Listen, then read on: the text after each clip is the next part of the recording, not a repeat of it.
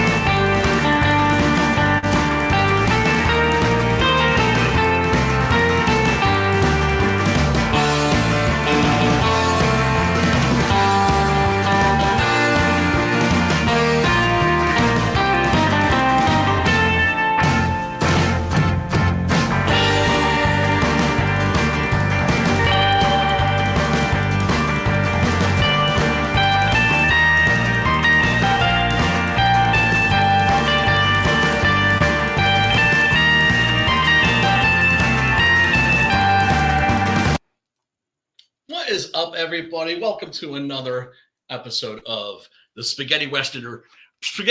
Boy, I can barely even speak. I'm all tongue-tied. To the Spaghetti Western Jamboree. This is a stream where we watch and talk about spaghetti westerns, also known as Euro westerns, also known as Italo westerns. That is to say, westerns that were made by the Italians in Spain from roughly the year 1966 to 1976 or 77 or so. I mean, that's not to say that, you know, every a movie shot by the Italians was shot in Almeria, Spain. It's just like 99.9% of them pretty much were. What can I say? If you are new to the genre, boy, we've got some great movies to recommend to you. If you are an old fan like me, hey, this is a great place to come and chat and celebrate the subgenre. Tonight's movie is Day of Anger from 1967 by Tonino. I know I'm gonna mess up his name, so let me take a really good close look at it. Thank you, Internet Movie Database. It's Tonino Valeri. That is to say, he is one of a handful of spaghetti western directors whose name isn't Sergio, right? Because it's like a running joke in the spaghetti western community. It's like, if you want to watch a good spaghetti western, just pick one that's directed by a guy named Sergio Leone, Sergio Corbucci, Sergio Savati. Sergio Salima, right? You watch a spaghetti western by a guy named Sergio, you're generally going to be in good hands. But tonight's movie is by a guy named Tonino. I guess probably his most famous other film would be My Name is Nobody, which he made with Terence Hill and, of course, the legendary Henry Fonda. As much as I love that movie, as much as I enjoy that movie, I think that Day of Anger is the better film. It stars the great Giuliano Gemma.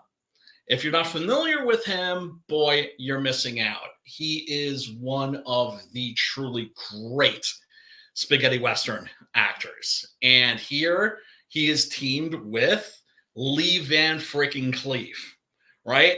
And we're going to take a look at the trailer and everything and the opening credits, which really hype. Like, it's Jama, it's Lee Van Cleef.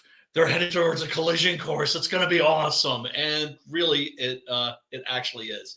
But enough of my yapping. Let me bring on my co-host. First and foremost, of course, my boy, your boy, Matt Burke. What's going on, Matt? What's up, brother? How you doing? I'm good. Hanging in there. Maintaining, man. Me too, man. As my hippie friends would say. How are you doing? I'm pretty good, man. Weather, right? Just a little under the weather, man. Had to miss work today, so I just been kind of, trying to get ready for tomorrow. So feeling better though, man. If I jumped on the stream tonight, and yeah, thanks for having me. I watched the movie today. Thanks for being here. Hell yeah. And hey, man, it's just like. It's like you can tell them, like, oh, well, I can come and get everybody else sick, or I can stay at home. Yeah, that always sucks. And then, of course, there's my boy Preston. What's up, Preston? I was surprised to see Angel Eyes in this movie. Lee Van Cleef. Angel Bro, Eyes. he was like in 1,000 of these. Yeah. I mean, I'm exaggerating slightly. No. I mean, you know what he reminds me of? Like, the old man from he played the villain in Avatar. Stephen Lang. Stephen Lang. Yeah. Like, I think Stephen Lang is the modern Lee Van Cleef. You know what I'm saying? Like, they look alike, except he's a lot bigger. He's able. Yeah. Well, I mean, also, he was in, of course, Tombstone as Ike Clanton. Mm-hmm. Oh, yeah. That's true. He was in another movie called Old Man. Which was really good. Yeah. And he's in another one too called Don't Breathe, I think. Where he's that one was good. Yeah. And he made a second one. I haven't seen that one yet, but I haven't seen was it fucking sick, dude. He's in a lot of good ones. He was in the Conan the Barbarian remake. He had a rubber nose on fighting Jason Momoa. He had a double sword, but you wouldn't even know it's him. That's a really terrible movie. But the thing about Stephen Lang is you can put him in a piece of shit. Yeah. Like Avatar, like the Conan the Barbarian remake. Yeah. And he comes out squeaky clean because even though the movies are terrible, he's awesome in those terrible movies. Yeah, he played Old Man was an amazing movie, dude. Like, and I was surprised because I was like, this movie's just weird, dude. But it turned out to be really he's like an old man that lives in the hills. Yeah, I think I've seen that movie actually. Kind of like a Western a little bit, I think. Or not a Western. Dude, it's got like the strangest twist. Like, it's crazy. Like, he wakes up and it's like, you got to see it. I can't explain it. Like, he's like an old hillbilly that lives in the mountains, And he did another one with Momoa too, where he played his dad. And like, it was a pretty good actual like action movie up in the snow with Momoa and him. And I forgot the name of it, but it was pretty cool. It's called like Frozen or some weird name, like basic ass red box. Is that the one where they can't see?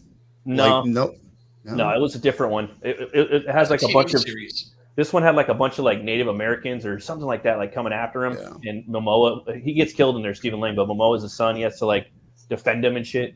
But he was on a TV show called Salem. Oh, yeah. That was really good. Wait, what was it? Crime Story too. Salem. Crime Story that Michael Mann. Salem. Mm-hmm. Because I know he was on another TV show too, where it was about it was kind of like a Jurassic Park type of TV show. You remember that? I forgot the name of it. Terra Nova. They went something like that. Like, they went into another dimension. Was it another dimension? Because their dimension was all falling apart and shit. Except this dimension had dinosaurs. Terra Nova. Yeah, it was like Jurassic Park. Terra Nova. That's it. Yeah. It was awesome. Dude. I actually liked that show. Yeah, it was entertaining. It never lasted long, and I was hoping it would last long. Me too. Yeah. Sim says he should have been Cable. Yeah. No, he would have been perfect. Yeah. He would have been perfect. And then, of course, we can't forget Pops. How are you doing, my brother, man? What's up? How you feeling? You still on the liquid diet, right, bro? Well, yeah, I'm gonna have to do that until the surgery. Chest is still fucking inflamed, dude. And if I gulp something, I feel it. Right. I got to be really careful of what I'm doing right now. And that means smoke a lot of weed. Yeah, say that you can't have that. Actually, when I first got there, the first doctor in the ER, he's like, you know, these new strains of weed are doing this and that to people. And I was like, dude, it ain't the weed. It's not the weed. Don't worry about it. It ain't the weed. Well, then they went and did, you know, the tests and whatnot and the x-rays and all that. And he comes back and he goes, well, your weed's safe. I told you it wasn't the weed, dude. I told you it wasn't the weed. Dude, it's fucking weed. It's like, well, he tried to do the more powerful strains on me thing, and it's like, man, I lived in Arizona, and we used to go to California and get the White Widow and all the Killer Skywalker and all that 20 years ago. It ain't new. It's just new where you live. Yes. You know what I mean? It's like, no, Northern Lights and all that shit. I don't know. There's been good weed since the 90s. Yeah.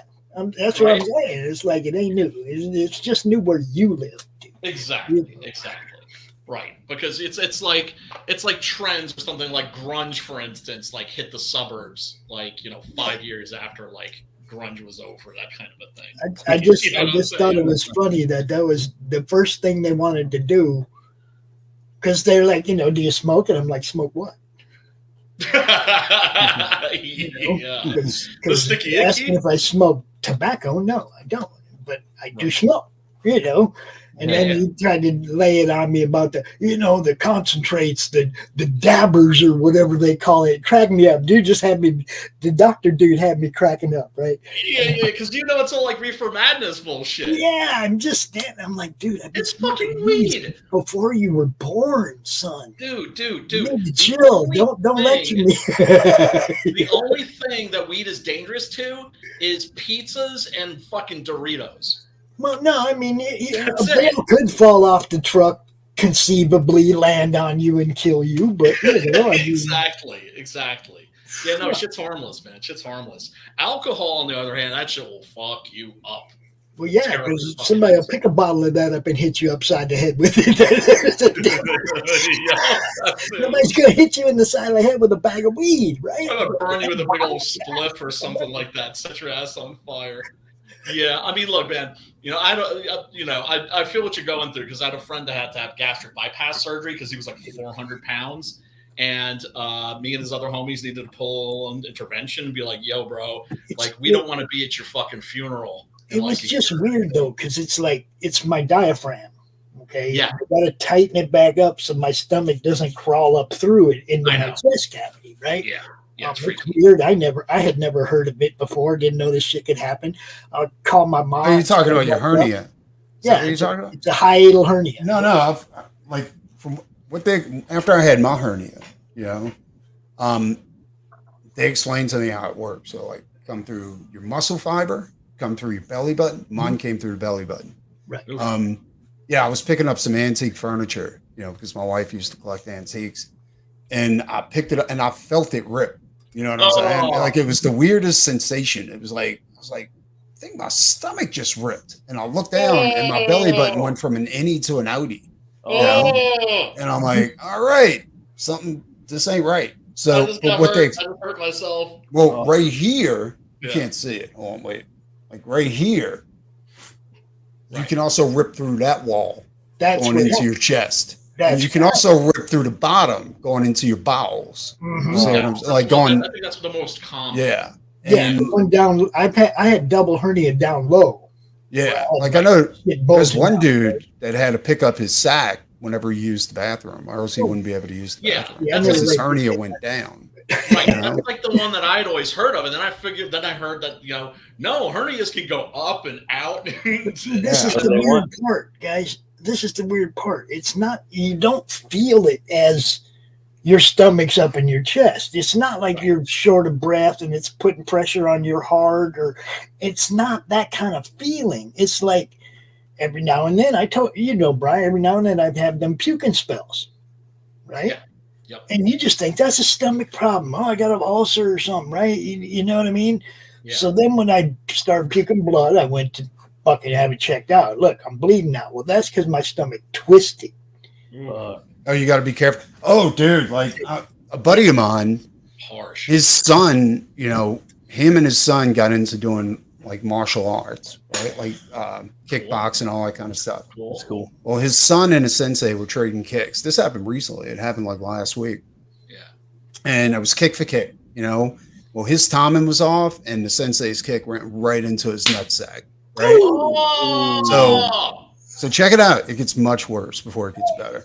So with their adrenaline going, you know, he really didn't feel it as bad as it was, right? Oh, yeah. So he spent the rest of the night going back and forth, and they finished, you know, and fighting and all that kind of stuff. And the next morning, he woke up and he was like, and his dad's like, "How you feeling?" He goes, "Oh, I feel pretty good." It's like, but like he really hit me hard because I still feel it down there. And he's like, walk it off, you know. So the next morning, he wakes up and he goes, "Nah, it still feels bad." And his dad's like, Let's go to the doctor." We're going to the ER.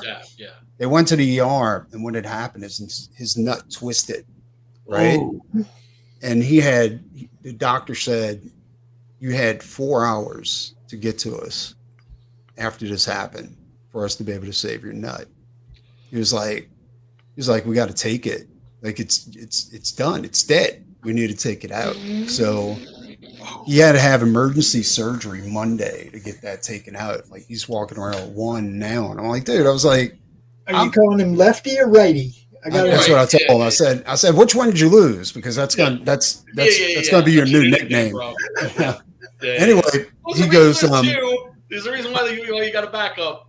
Like me and his dad, you know, we're older guys, you know, so we're like, you know, I'm at the mindset that at this point in my life, you know, it's good that I know shit. That way, if I do get in a fight, you know, I ain't got to worry about anything. But I was like, dude, unless you're planning on making a career out of this, you know, I don't know if I would keep going. And if you do, you might want to save, like, have some of your shit dry, like frozen.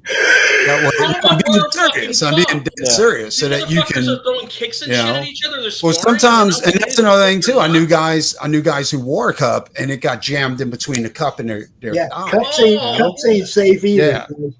And it crushed it, like it squashed it, like you'd crack a nut. You know what I'm saying? Like, so yeah. I mean, I talked to him. I was like, dude, you might want to think about like having your shit frozen, you know, and just because if you ever decide to have kids and then you can't have kids. And another thing I want you to keep in mind, like if you lose that other one, at that point, you have to be on the shot.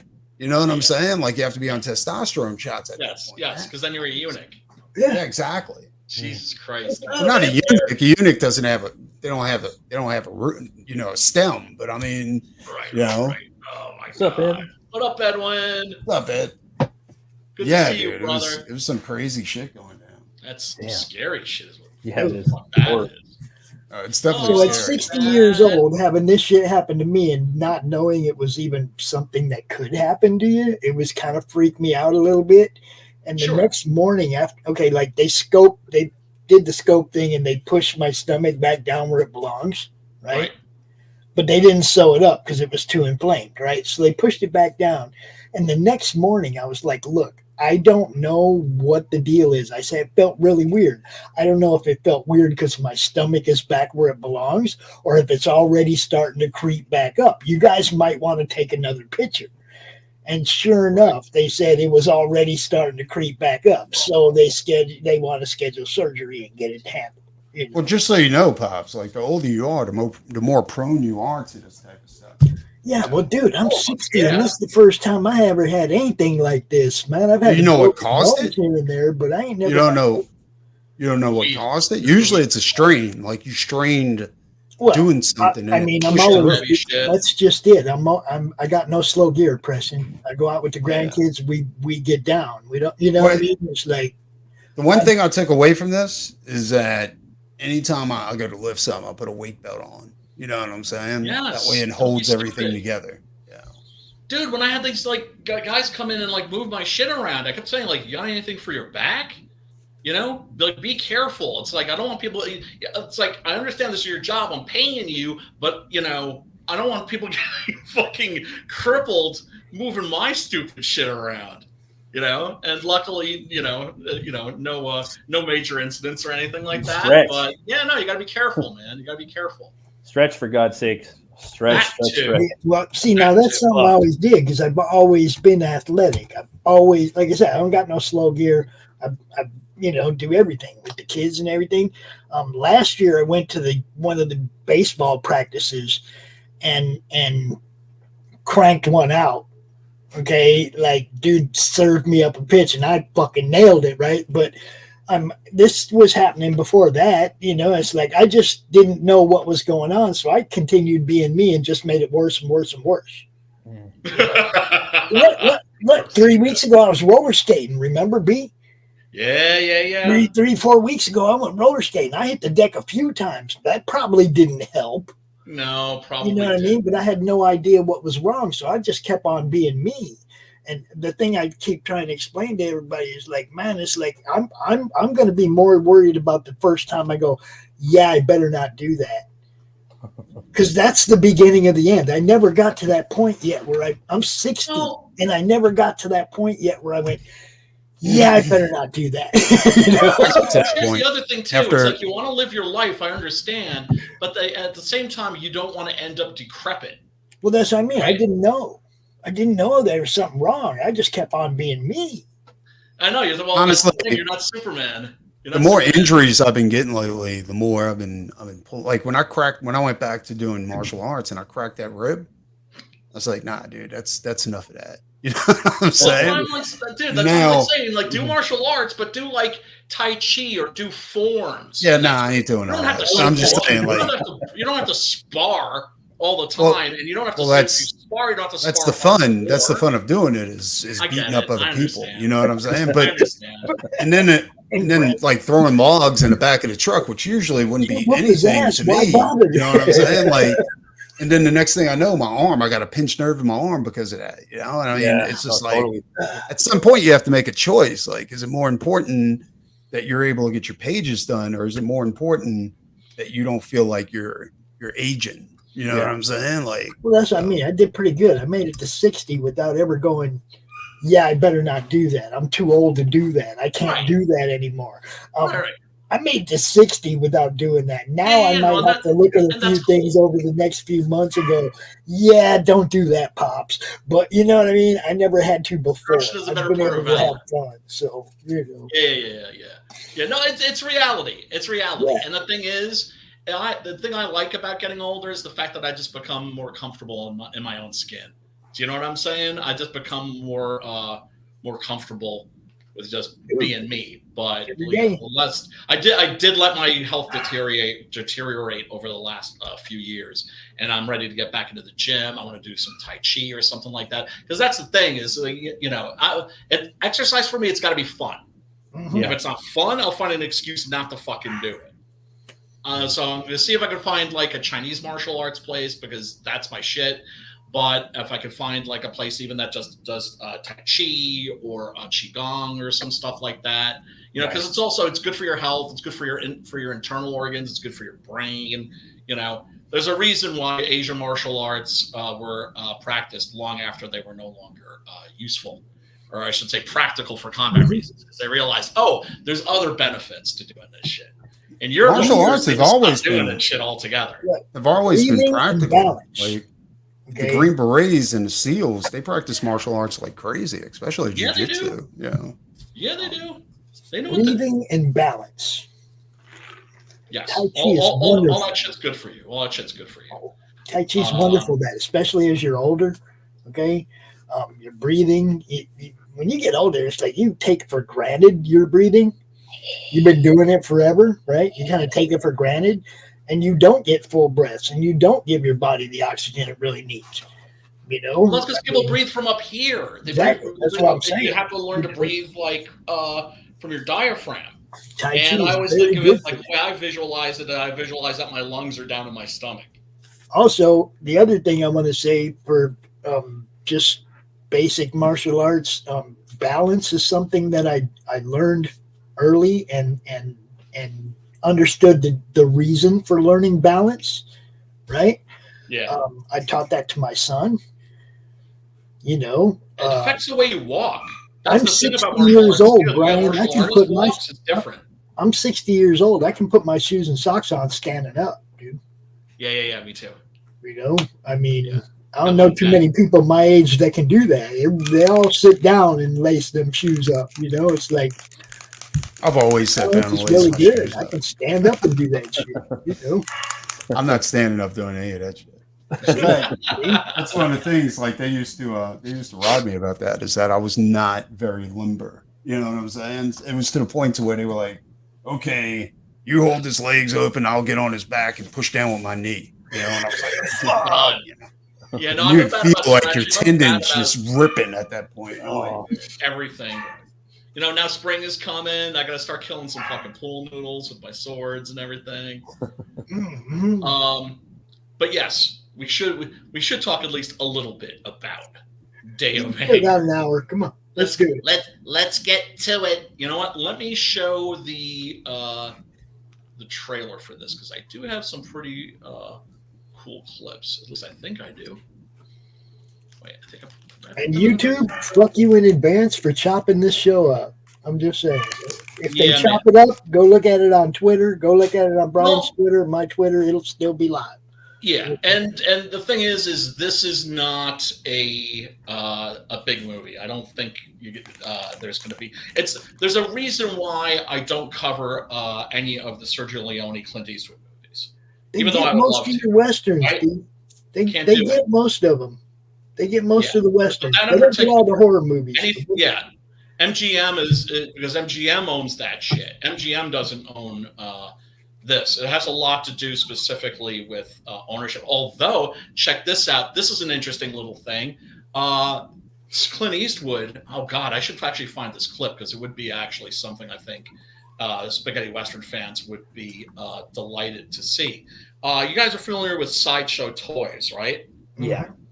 Right? They made all those fucking dope-ass Universal Monster toys I got. Oh, yeah. For the first time, they're making Clint Eastwood toys. Oh, I've seen some of those.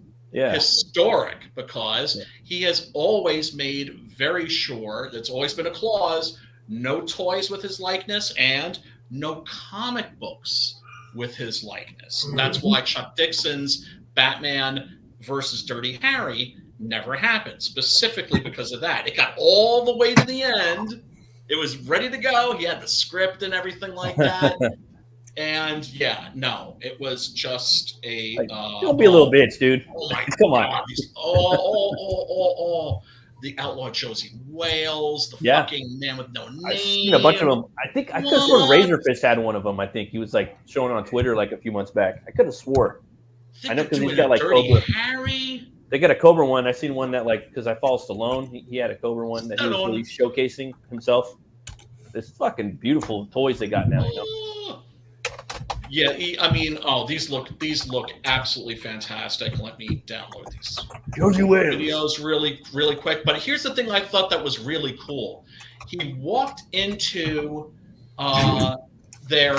visited their factory, right? Or I should say their workshop where they Eastwood did or what? Clint Eastwood did. And he looked like he had this expression on his face, like he was like a little kid. And this old man, right, with this just like he was just grinning ear to ear, and they had like a mold of his head, and he was just like, "Any chance I could take this with me?" And I was just like, "Bruh." It's like, if he had asked me that, I'd be like, "Dude, no, like you don't ask." You take. It's just like he probably was you, like, motherfucker. They finally caught up to my claws. Like the toys are good enough now, you know. That's probably what he was thinking in his head. Well, I mean, because the sculpts are incredible. I'm looking at this Man with No Name, and it is freaking phenomenal. But that's the thing specifically about Sideshow is that they've always made the coolest sculpts because $300. For instance, I was looking at the Ultimate McCready figure the other day at Target, right? Yeah. And I was just like, oh crap, am I gonna have to buy this? Oh please no, please no. Give me an excuse not to. And I looked really closely and I looked at the sculpt of Kurt Russell's face and I was like, that does not look like Kurt Russell. And I was just like, thank you, God, I have like an excuse now not to fucking spend money on this fucking thing. Sometimes though, you can open them and they'll have different paint jobs on the faces, you know? You're like, oh, that one's better. Yeah, that's always been the case. Yeah. No. Yeah, and you look and you see, oh, that one looks better than that one. That one's eye is a little bit off. Yeah. But the sculpt is the most important thing. And if you don't have a good sculpt, then it's just scheiße. Scheiße. Yeah, let's take a look at this. We'll be unboxing and assembling The Man with No Name. Dude! I want one. That's awesome. Every man needs that on his drawing table. Fuck! Yeah. Sorry. Guess how much that's going to set you back? Oh, that's going to be badass. Bro. Premium 300. format figure by Sideshow. Let's get started. Got the metal. It's probably up there with the Frazetta Death Dealer. You All know of what your I'm shit. All their saying? shit starts at 300. I know that much. Yeah. And the real question is, for me, as always, is it a figure, right? Does Yeah, it have yeah. articulation? Because Exactly. if it's not a toy, don't call it a toy. Get it out of there. Yeah. Big old base. That metal fucking stove in there. You know, the bulletproof vest. The waistcoat? Yeah. I want the bulletproof vest. You know, the metal plate that he wears at the end of the Yeah. movie? That's all I want him, like, just that. Oh, from Fistful of Dollars. Fistful, Yeah, yeah. but this is the good, the bad, and the ugly. Oh, they're going to do all of them probably. Yeah. Because the costume is always slightly... Fucking thing's huge, dude. Yeah. That's PVC Okay, yeah. that's made out of, isn't it? It's It looks like it's PVC. It doesn't look like it's made out of that really fragile fucking shit that they usually make it out of. And and here's the real question: Are the clothes made out of fabric? Right? Like that's one of the things I love about like the Mego figures. It looks is like that fabric. They have actual costumes. Yeah. You could draw that, dude. In other words, they're dolls. Yeah, they're dolls. I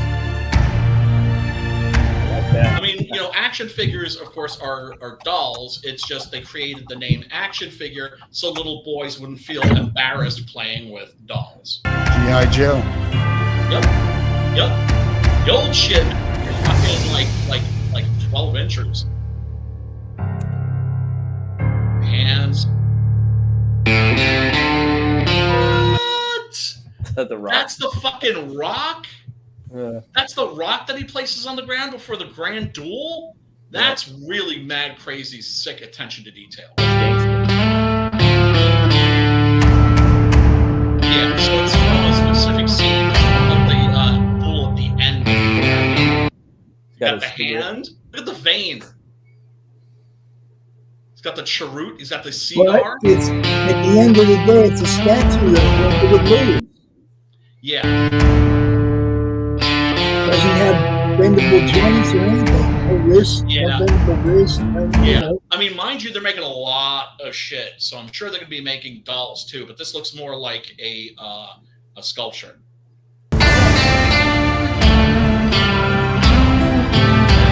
Joe, he takes off the dead soldier.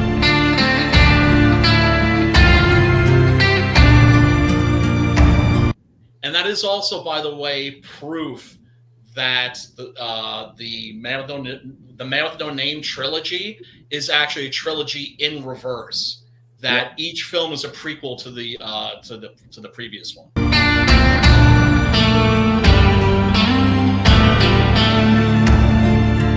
Oh my God! Look at that. That's perfect.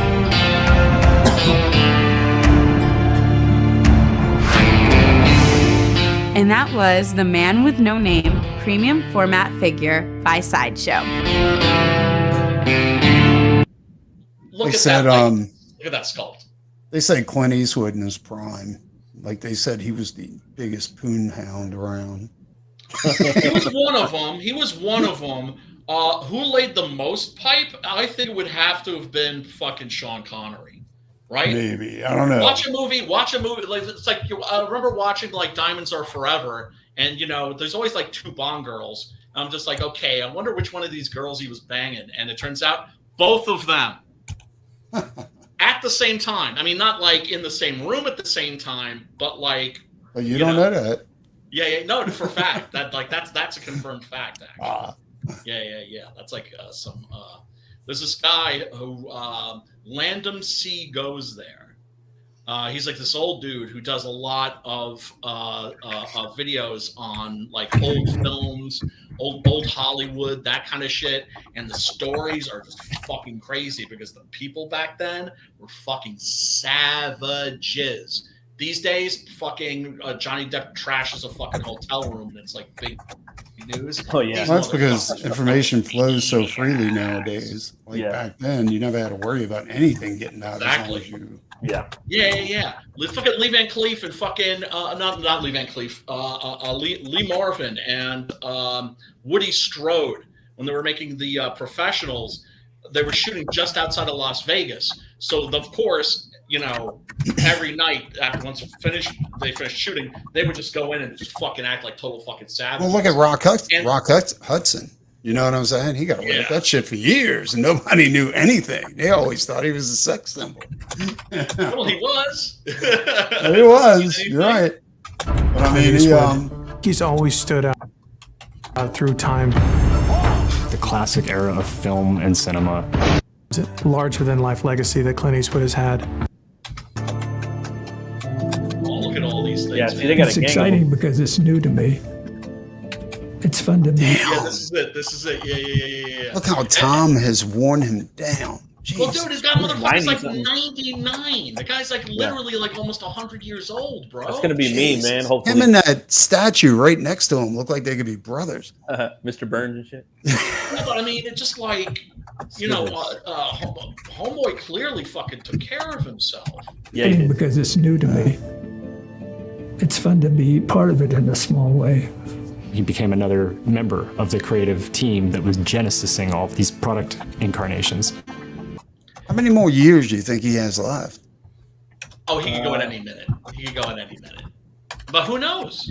I think he'll be 100 and something. I think he got 10 more years. Would he want to? Well, I want to be 300. No, look, he's walking around. He doesn't look like. Yeah, but do you want to live? Do you want to live to be 300 like that? Yeah. No, I don't. I want to be like no, of course not. And it's I want to be like cyberpunk and shit. Like have a bunch of metal. No, I would not want to be and shit. Yeah, no, immortality would be bad. Even if I had like the body of a 19-year-old. No, I don't want to be immortal. I just want to live like 300 years. Yeah, that would be badass. Just so I can make a bunch of. This is really the first time Clint is embarking on and engaging in a process like. Everyone has a different one scene that they can think of. If you think of Dirty Harry, if you think of Blondie, if you think of The Preacher, and so you just got to make that conscious decision. This is the scene that I want. This is the Clint that I want. He's iconic for a reason, and it was. And another thing that you got to say about Clint Eastwood, and this is a Chad thing. Preston in particular, if you've never heard this story, you're gonna fucking love it. When he met Frank Frazetta, whom he commissioned to do the poster for his movie The Gauntlet. The Gauntlet, that's right. Right? He said, no, he didn't say. Somebody said that when he met Frazetta, he was just like starstruck. That he was like, "Oh, pleasure to meet you, Mr. Frazetta. Hi, Mr. Frazetta." Believe it or not, a lot of actors, a ton of actors were like that. And you know what's funny? Like him and Drew Struzan, like Frank Frazetta and Drew Struzan, they were really solitary guys. You know what I'm saying? Like even now, Drew Struzan, he tries to salvage as much paint as possible. Like he'll put like a little dab and use it all, and then put a little dab and use. You know what I'm saying? Even though he's got more money than God, but principle. Neither one of those motherfuckers knew how famous they were. Yeah. Which is cool. Which is fucking cool as hell. Oh, absolutely. Yeah. But in the case of Eastwood, he knew how famous he was. No, I'm not talking about Eastwood. I'm talking about Frazetta and Struzan. No, Frazetta. I think Frazetta did too. It's after a while, but nobody like Struzan. He was like, he thought he was the guy that just did a bunch of movie posters. You know what I'm saying? And for a long time, Frazetta just thought that his wife was just trying to get them by because she knew Frazetta wanted the paint, right? So she was in charge of selling posters, just trying to get anything she could to keep Frazetta painting, you know? But when they asked Struzan to do a Comic-Con, he was like, why would you want me at a Comic-Con? You know? No shit. Yeah, and then he goes to a Comic-Con and the line is out the fucking door for Drew Struzan, and every one of those motherfuckers had a Drew Struzan movie poster they were trying to get signed. Dude, that's, I mean, to me, like, that's the thing that always appealed to me about comic book stardom, right? I would never want to be famous. Rich, Yeah. I would take that in a fucking heartbeat, right? Famous, not so much. But the kind of fame that's the coolest is comic underground. You can walk in to a convention and you're a rock star, and then you can walk out of the building and nobody gives a shit. Yeah, that's fucking cool. In other words, you can turn it on and you can turn it off. But yeah, absolutely. Yeah, no, you know, some people just don't. Mike Plug, for instance, you know, I talked with him a little bit on the Facebooks, and I'm just like that guy really doesn't realize. Again, that's what I'm saying. Like even Plug didn't. Bisley knew he was famous. You know what I'm saying? When people are buying you shit, they're like, here, you know. But dude, that to me is one of the reasons why he's the man. Because I remember being at the East Coast Comic Con, and you saw Neil Adams, legend and an icon, acting like a legend and an icon, right? Yeah. Big line, you know, everything's set up in such a way, right? And very not exactly accessible. And there's the fucking Biz, also a legend and an icon, and he's just getting fucking sloshed with his fucking fans. Here, check this out. And what are they using? 3D printers. And that's like so that's just to print it out. Yeah, the holsters and everything. A little smaller than I use, but yeah, pretty good. Boom, you got a resin cast. Look at that. There it is. Any chance of taking one of those with me? Absolutely. Look at the smile on his face. Right? He's like a little fucking kid. Dude, I don't know. I just love seeing shit like that. His son looks exactly like him, dude. He's almost like a carbon himself, copy. Who's been such a iconic figurehead in the industry and sideshow. Yeah, man's a fucking icon, and yeah, no, these are some love them and enjoy them. His son looks exactly like him, except with none of the acting talent. See them and love them and enjoy them and truly feel that it represents their love of these characters. Look at this. These are fucking amazing. And of these movies that are gonna last the test of time. Magic in Sideshow, besides the sculptors, it's the painters. Like the guys who paint those fucking things, dude. That's where the money's at. When I get the Sims printed up all these 6-gun gorilla miniatures for me, and they're like ready to ship. And when I get them, of course, I'm going to send them to the people that back them, but I'm going to have leftovers too. And one of the things I want to do with the leftovers is I'm going to take one and find somebody, you know, that paints miniatures. If I can make a suggestion on that, because I had to talk with somebody else about this. Please? In fact, with the Doc Salem figure, the bust, I was gonna go into Warhammer forums, because those guys who paint the Warhammer miniatures, yeah, those guys are fucking bosses, son. Next fucking level, beast. Next level, dude. They can do. There's one. I'll give you an example, because I've been painting miniatures since they started releasing them. Since that was a thing. Since I was a little kid, right? Helped me survive fucking junior high school, and you would just slop paint on. And when I decided to pick up the hobby again, I was like, okay, let me see like what techniques people have developed. And I'm looking at like, there are people that can like that can paint a miniature that's holding a torch, and they'll do the torchlight. Yeah. On the face and the clothes and shit. I'm like, are you shitting me? They use they use textures. Like it looks like we're talking miniatures like this big, dude, and it looks like they got mud all over them. You know what I'm saying? Like, and the bases are really well decorated. And they look real. You know, and that's what I'm saying. Like, if you're going to get somebody to paint your figures, you should hit those guys up, because these guys are fucking they're an untouched fucking resource. I know. Actually, if you have a comic book store near you, odds are that they do have pre-painted miniatures, and you can ask them, "Hey, who did this?" Right. I have both on the same street for me. I have this place called the Guild House, where it's a tabletop place, and it's pretty big. It looks like a castle from the outside. So cool. It's right on the boulevard, and then there's Metropolis, like a couple doors down. I haven't even been in there yet. I want to go in there and check it out. It's been there for like 2 years. Yeah, I wish we had something like that out here, but it's a dying resource, dude. Like as far as like comic book stores and stuff like that. Yeah, the nerd churches are dying. Yes, yeah. I told you 5 in my old neighborhood, and one of them actually sold comic books. Well, dude, I'll be straight, and I notice it's going to sound like I'm being an asshole, but I'm not. It's their own fucking fault because they had too much trust in the big two. Yeah. And it let them down. Like they could care less, dude. Well, that's why they don't carry comic books anymore. That's why they just carry fucking, they'll maybe carry Japanese comic books, but mostly it's fucking Funko Pops. Yeah. And fucking like those anime statues and shit like that, and Pokemon cards and all that. They should have looked to the indie. Like look to the indie manga scene. Yeah. Manga's selling crazy, like billions right now. Oh my God, fucking dude. Everybody up too. It's starting to fuck people up now.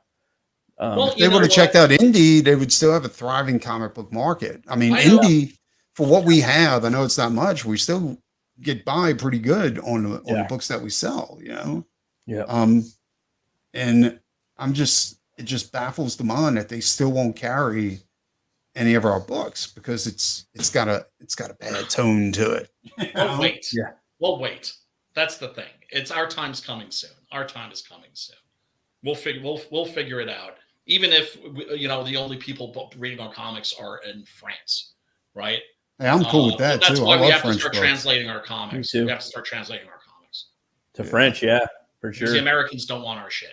French and Japanese, those would be the first 2 languages. Japanese would be amazing. Transfer. Why doesn't Indiegogo hit Japan? There's no reason why we shouldn't. The comic's already drawn. All we have to do is get a translator and a letterer. How come Indiegogo and Kickstarter and none of those places like market to a Japanese market or a Chinese? Well, you don't market? know that there's probably Kickstarter Japan. Well, I'm saying like the Kickstarter here, like nope, dude.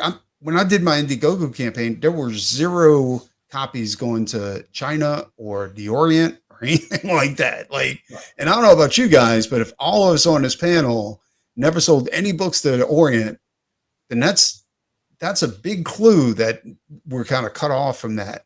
You know what I'm saying? Like their internet isn't the same as ours. Like they love Western stuff. Like if it's good, I don't mean Western genre, but just culture. That's but that's imported. Yeah. That's different. Yeah. No, I mean, I remember asking this girl at the comic book store. It's like, you don't sell any Western comics here, do you?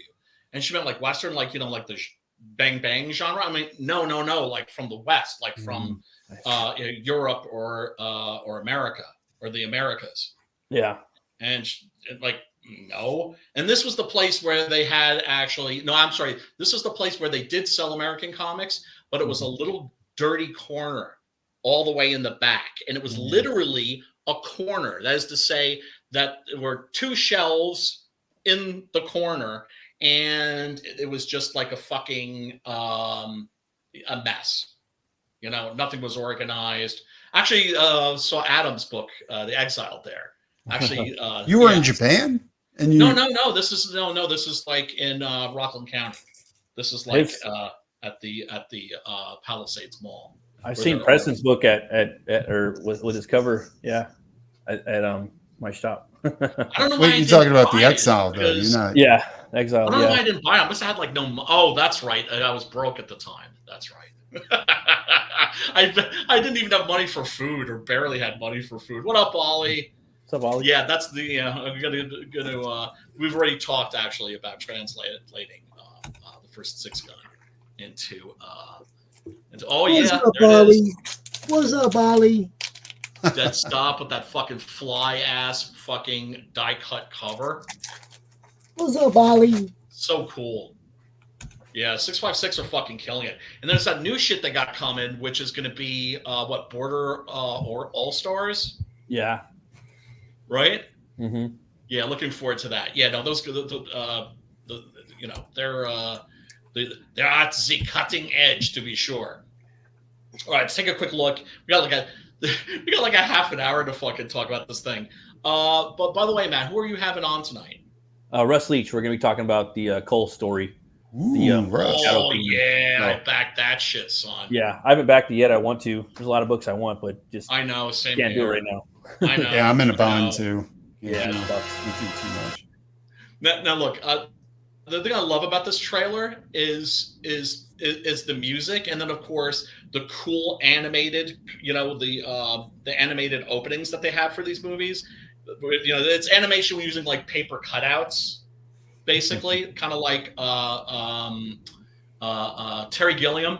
Yeah. Right. Reminds me of Grindhouse, like a little bit. Reminds me of Grindhouse big time when they do that type of shit. What, like old Grindhouse movies or like corporate? Old Grindhouse movies, like the like the movie posters and shit like that. Right? So it's just like it's saying, J-Ma! I watched a documentary on Steve Van Cleef. Yeah. Did a lot of crazy shit. Cars, motherfuckers. J-Ma, Van Cleef, J-Ma, Van Cleef, Van Cleef.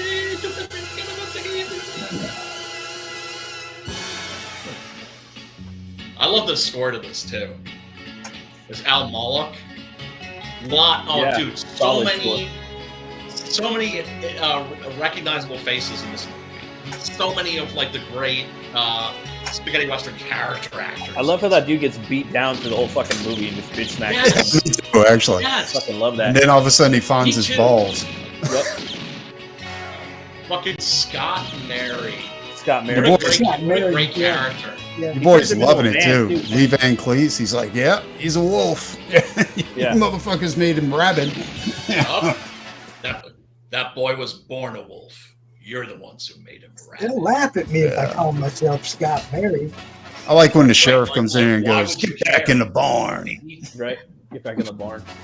He made him into a man quick. I think he would have got there, it just would have taken him probably twice as long. Well, he was in a world where everybody was literally shitting on him. Yeah, exactly. Yeah, you ain't lying. But he was saving up for that gun. You know what I mean? Yeah. He wanted the gun. So eventually he would have got there, but it would have taken him forever to get there. Yep.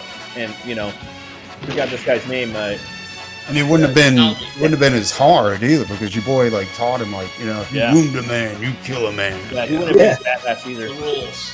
Yes. Force him to shoot somebody. He lays them down. But he was fast as fuck. Yeah, I mean, one of the things I love about this movie is the fact that it's very much about the difference between what you can do and what you should do. Riz Ortolani dropping fire with that score. Yes, yes, yes. Ollie, damn, I like that too, Sim, how they the short and barrel to get it clear, getting the sights taken out. All that shit was real. I got a question for you. Yes. Who's the villain in this movie? Yeah, that's another question. Talby's the fucking villain. I definitely believe it. It seems like he's helping Scott Mary out of the goodness of his own heart. He's not.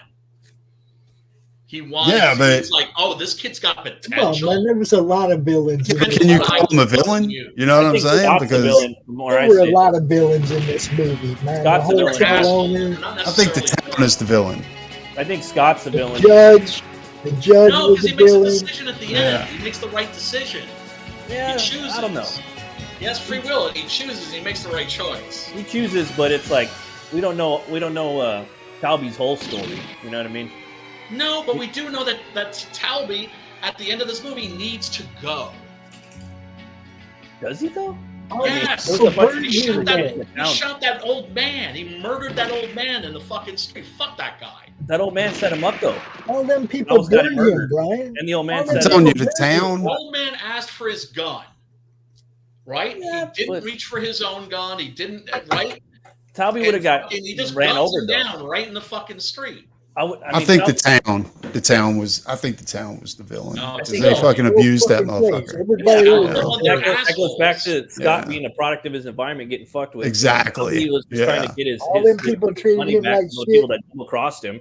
All those fucking that fucked him Talby over. basically took a shit boy and made him into Turned him into a man, fucking really gunfighter. Good and quick, a badass man, quick. And I was just thinking the whole time, like, you're pushing for that old like sheriff that's been teaching the dude in the barn how to like and use a piece of like a wooden spoon, Exactly. And it's like, but at the end of the day, he just keeps telling him to go back in the barn and be a bitch, and it's like, exactly, like Talby, dude. The barn even talking about Talby's face, these days are over. everything, and it's just like, he's a villain. Scott's a villain. But my favorite part is when Talby's like, "How much money you got on you? Let me see it." Yeah, I don't even trust anybody, motherfucker.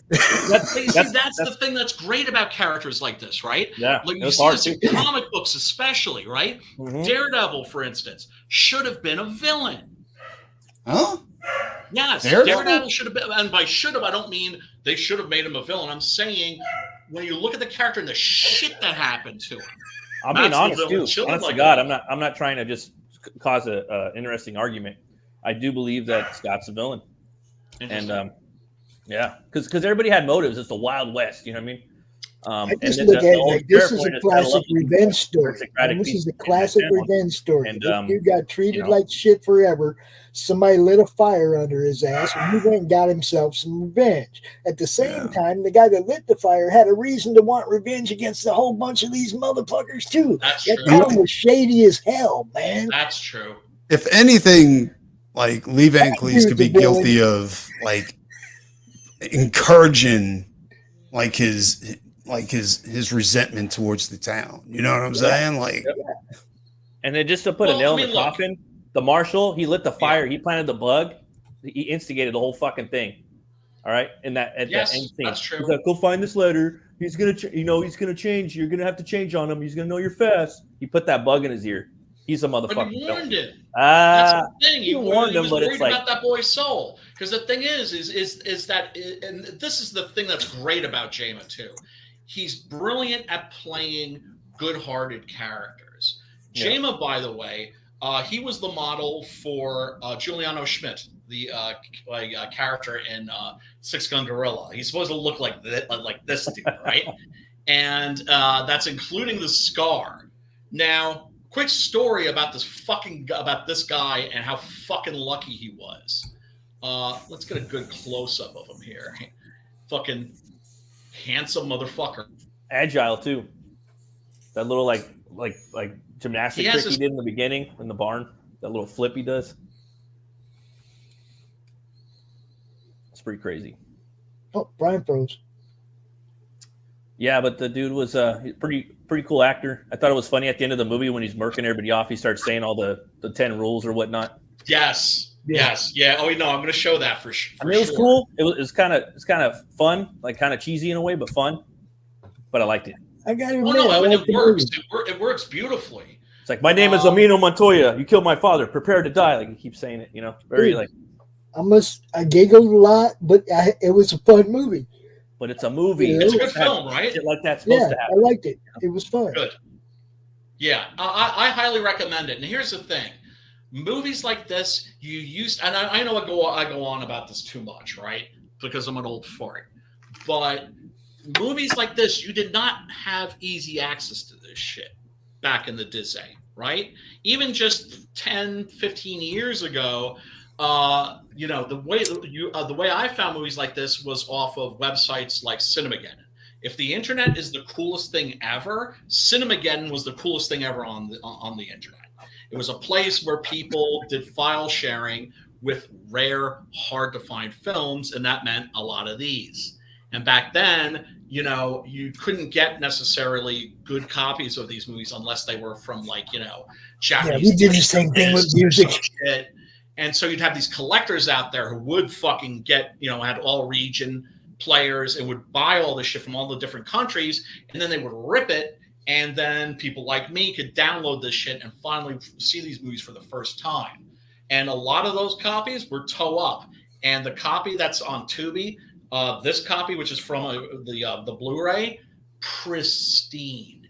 Absolutely fucking beautiful, man. Uncut, full 1 hour, 53-minute version. We're so fucking lucky to have access to these films. This is Al Moloch, one of the more famous spaghetti western character actors. You'll see his face a lot in these movies because that was one of the things that they were always looking for. Leone in particular, they were looking for interesting faces. And he is actually the third killer that's waiting for Charles Bronson at the beginning of Once Upon a Time in the West, where it's like Jack Elam, fucking Woody motherfucking Strode, and this guy. If you that dude was a great villain. What was that? He was a great villain in this movie. Like a nice, sleazy villain. You know what I'm saying? Yes. And that's the thing, about... We're in the spaghetti West. Everything is dirtier, meaner, nastier, and the guys that they cast as fucking killers in these movies look like, they just have these fascinating faces, and everybody's all sweaty. and dirty. Yeah, they're always sweaty. I thought that was an Italian thing. No, it's a spaghetti Western thing. It's like, they shot these movies in Almeria, where I'm guessing it could be hot. But no, these movies are very carefully crafted and shot. So somebody came in and fucking misted him before this take, more likely than not. That's the thing, man. The director of this, Tonino Valeri, made some other good movies. Like I said, he did The Price of Power. The Price of Power. He actually did that with Jama after that. That's a political Western. It's basically a Western that is kind of about the Kennedy assassination. Shit. Yeah, it's very good. Little Lee Harvey Oswald. Nobody with fucking Terrence Hill and Henry Fonda. And I think, and then he did A Reason to Live, A Reason to Die. With Bud Spencer, Telly Savalas, and James Coburn, which is also on Tubi, which is also a great movie.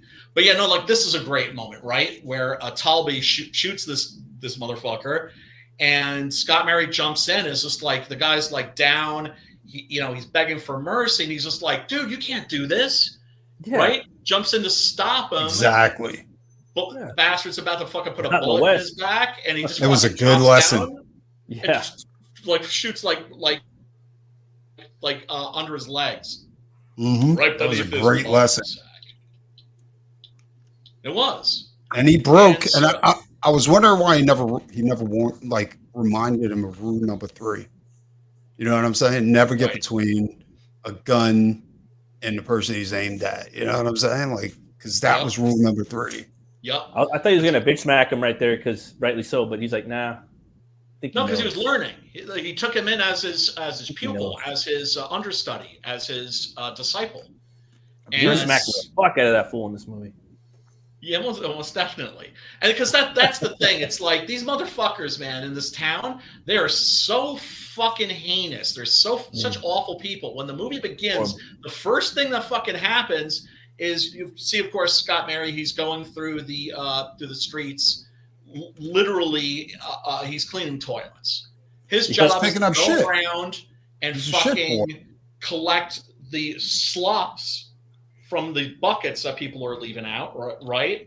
And dumping their urine and their feces into these containers. And he looks like he's covered in shit, too. Mm-hmm. Right? We never for sure know if that's just dirt from mud. I think it's got to be shit. I think it is, too. And that's what I was saying. Like you said, the people of the town are heinous. That's your villain. I'm saying, that's your villain. No, that's not your villain. That's the world. They shot that dude in the head. I'm seeing it as a writer. That's how I'm seeing it as a writer. I'm seeing it like that's the world. I see what you're saying. The villain, yeah. But those people are pieces of shit, and it's made very, very clear where you've got this harmless old hobo, right? And he's just tossing shit into bottles, playing a game, And this motherfucker comes out and he fucking puts buckshot in his ass. He actually shoots this old tramp in the ass. And then all the people in the town, they stick their fucking heads out of their windows and the French doors and everything, step out on the balconies. They're like, what's with the shooting? What's with the shooting? Oh, I just shot this old man in the ass. Oh, that motherfucker? Oh. The whole fucking town was evil. Carry on. It takes a village to raise a baby, right? See, and they all laughed about it. That whole town was evil. Exactly. They all laugh. They all think it's fucking hilarious. I get what you're saying about it being a world. Guess who's there working with them? The fucking marshal. Yep. The villain. Yep. Just like the world. This is a place with no justice. So I'm saying he's the villain. The Omega dog. To me, he's the main villain. And this guy, he kind of just got brainwashed by everybody, and he's like a wild dog at the end of the movie. You know, that's the way I see it. It's kind of like those assholes that fight pit bulls. You know what I'm saying? Exactly. They take this calm dog and they make the other dogs chew on him for a while. Yeah. Until he finds his balls, and then Yeah.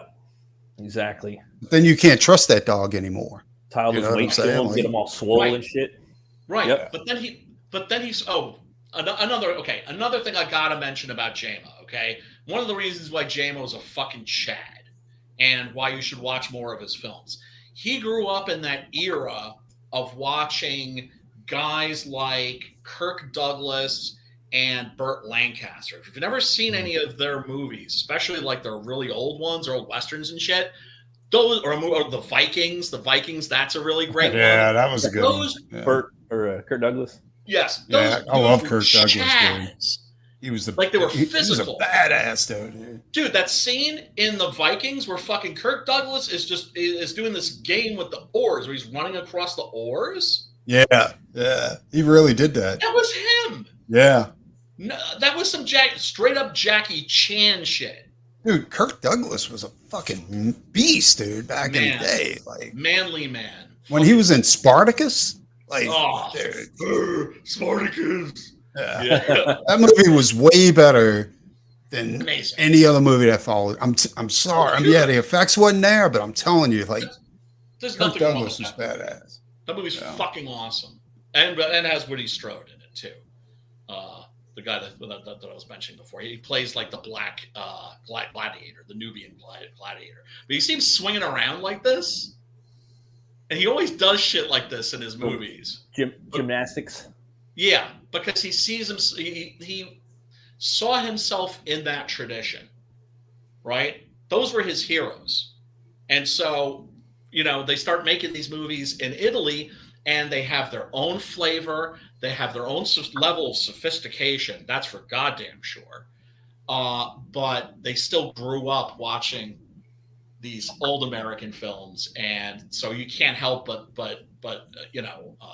see some of that influence coming up. Yeah, that's actually a really nicely carved wooden pistol, Colt Peacemaker. Yeah, single action.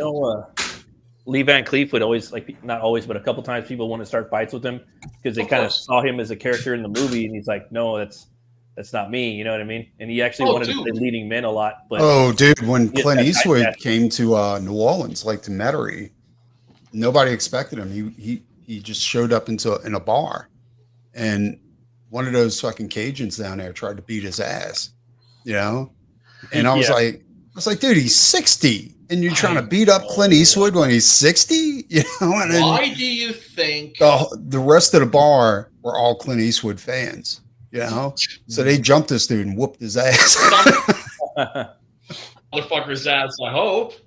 Yeah, they not stop his ass. Slap him around, grab him, slap him a bit, and then throw his ass out. How dare you? Dude, he was trying.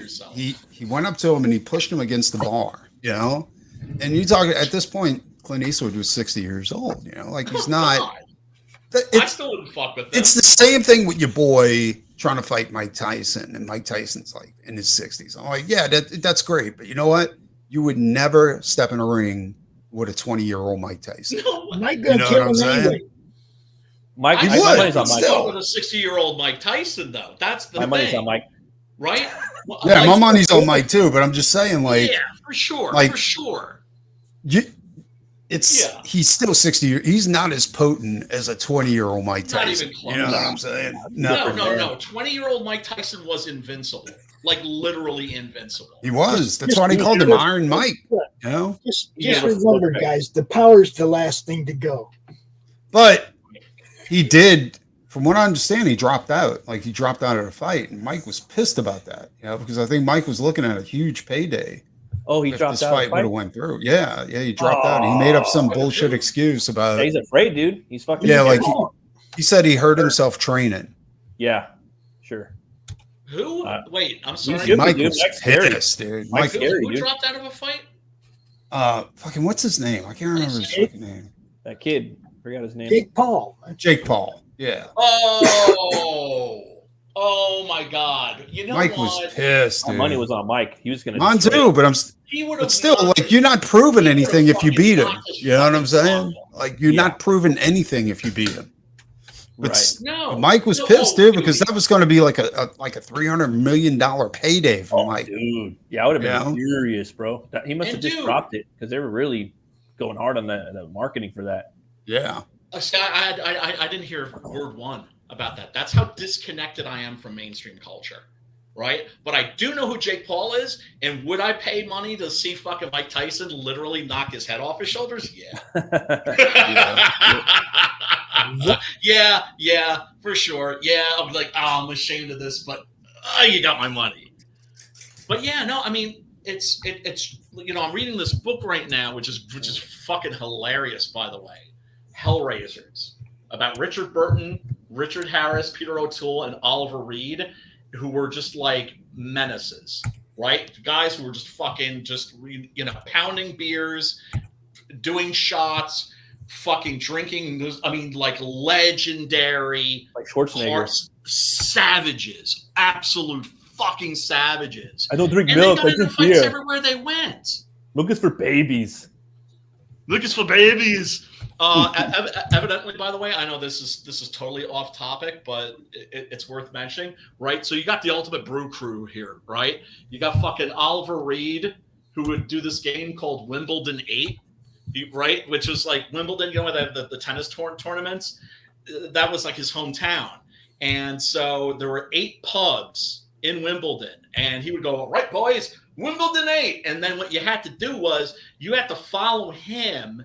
And in 1 hour, drink a beer in every one of those 8 pubs. Fuck. You have to go. You're so wasted, dude. You black out. Dude. Like, he's the only person who actually managed to do it like 1.5 times before he fucking passed out. Right? And all the stories about all of these motherfuckers, man. But the biggest savage of them all, I was surprised to find out, actually, fucking Richard Burton, man. Jesus. I mean, knocking back like entire fucking bottles of fucking whiskey like in an afternoon, just like a maniac. Jesus Christ. He looks so different, dude. Evidently, there's something about because he was Welsh, right?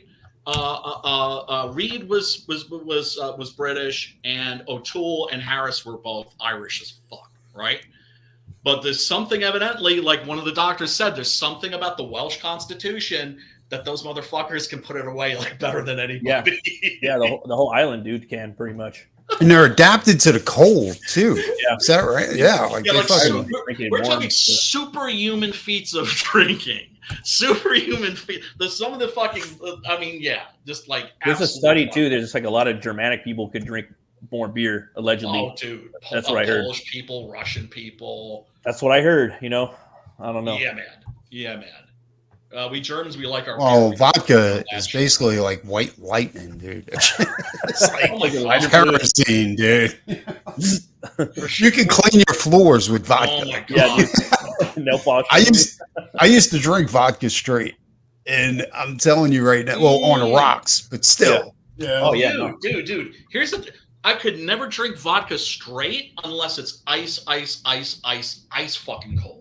I could drink anything straight, but it doesn't mean I like the taste of it. Ooh, no. Gin, for me, gin's probably the worst shit ever. But I can drink. Oh god, gin is I think Warren. I swore gin off, dude. I can't do gin. Yeah, shit's gnarly. Gnarls Barkles. Yeah. Yeah.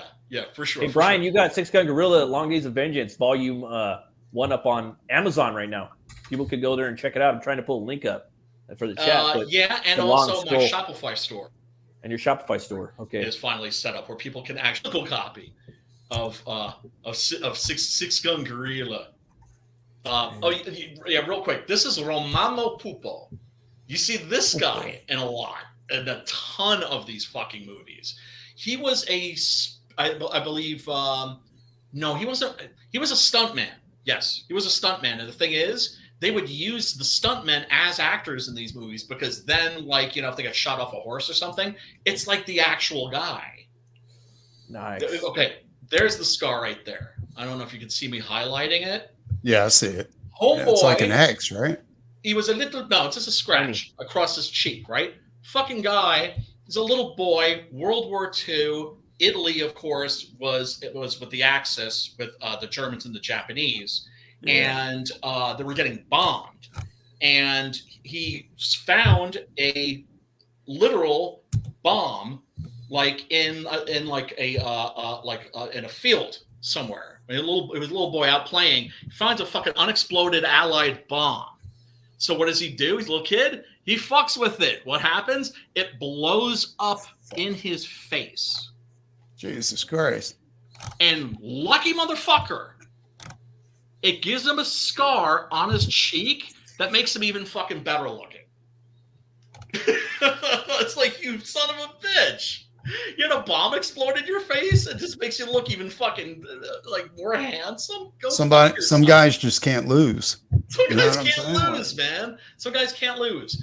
But yeah, he was really one of the great spaghetti western actors. And I just think he's phenomenal in this. Dude, he stuck out like crazy. He's fucking phenomenal. It's first of all, just seeing the two of them together is fantastic. You got this great fucking duel with the fucking dude, that was fucking insane.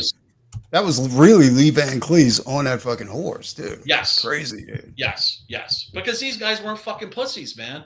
Although it's like I do have to give credit to some people like Tom Cruise. Not a big fan of his movies. Decent actor, but he will actually do like crazy shit like this. Yeah. That's because he's got the power of Scientology protecting him. I don't know if you notice, like the reason why he does all that is because he's like a 9th level Scientologist. He really has superpowers. He's the Scientology has given Tom Cruise superpowers. He made a video saying that it's amazing because now he has the power to change the world. That's amazing. He's super. I need to fucking. I guess this guy died of a heart problem, man. Like he was injured and he like fucking broke his something, and he had to learn how to ride the horse in 6 months. Lee Van Cleef. That right there was also a fucking medieval duel right there, man. A joust on a horse. I love that. Oh, totally. Got Ray Stevenson right there. That's a great scene. Looks like the Punisher. He does look like the Punisher, doesn't he?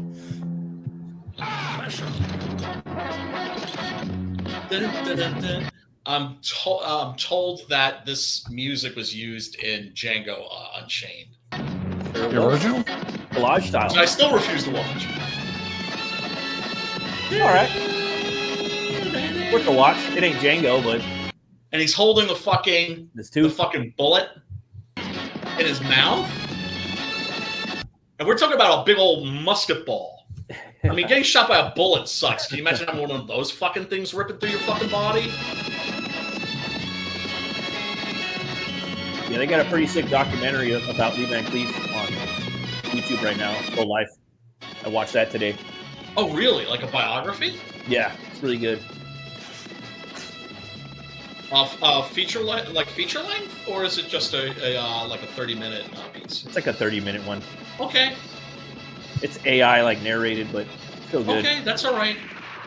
Dude, you know what I noticed? They got like AI narrated audiobooks now.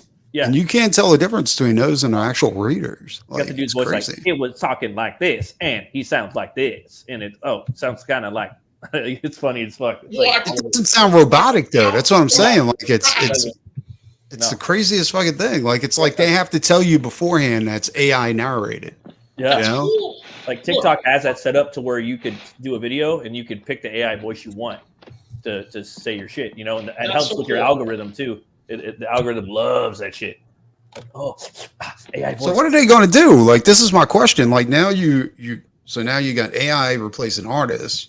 They're replacing audiobook actors, like voice actors. Yeah, no, it's in there. You know, it'll never be the same. They're replacing writers. You know, so I don't think we should be afraid of AI. I think that it will be a useful tool, right? Oh, people are using people like me that can't draw, that kind of a thing. Oh, right? Oh, hell yeah. What about for people who can't write? Then that means that you just go to AI instead of working with an actual writer. Could write a Marvel movie script. Yeah, it does a good job. It's not going to be able to fucking write a movie like this. It's not going to be able to write fucking Mad Max. I think that be able to fucking write Escape from New York. Well, it's not going to be able to write Dawn of the Dead. Yeah, well, I don't know about that. I do. I think but what I am saying is that you miss out on all these cool collaborations that happen, the magic that happens whenever two creatives get together. Yes. It's never going to be as good, man.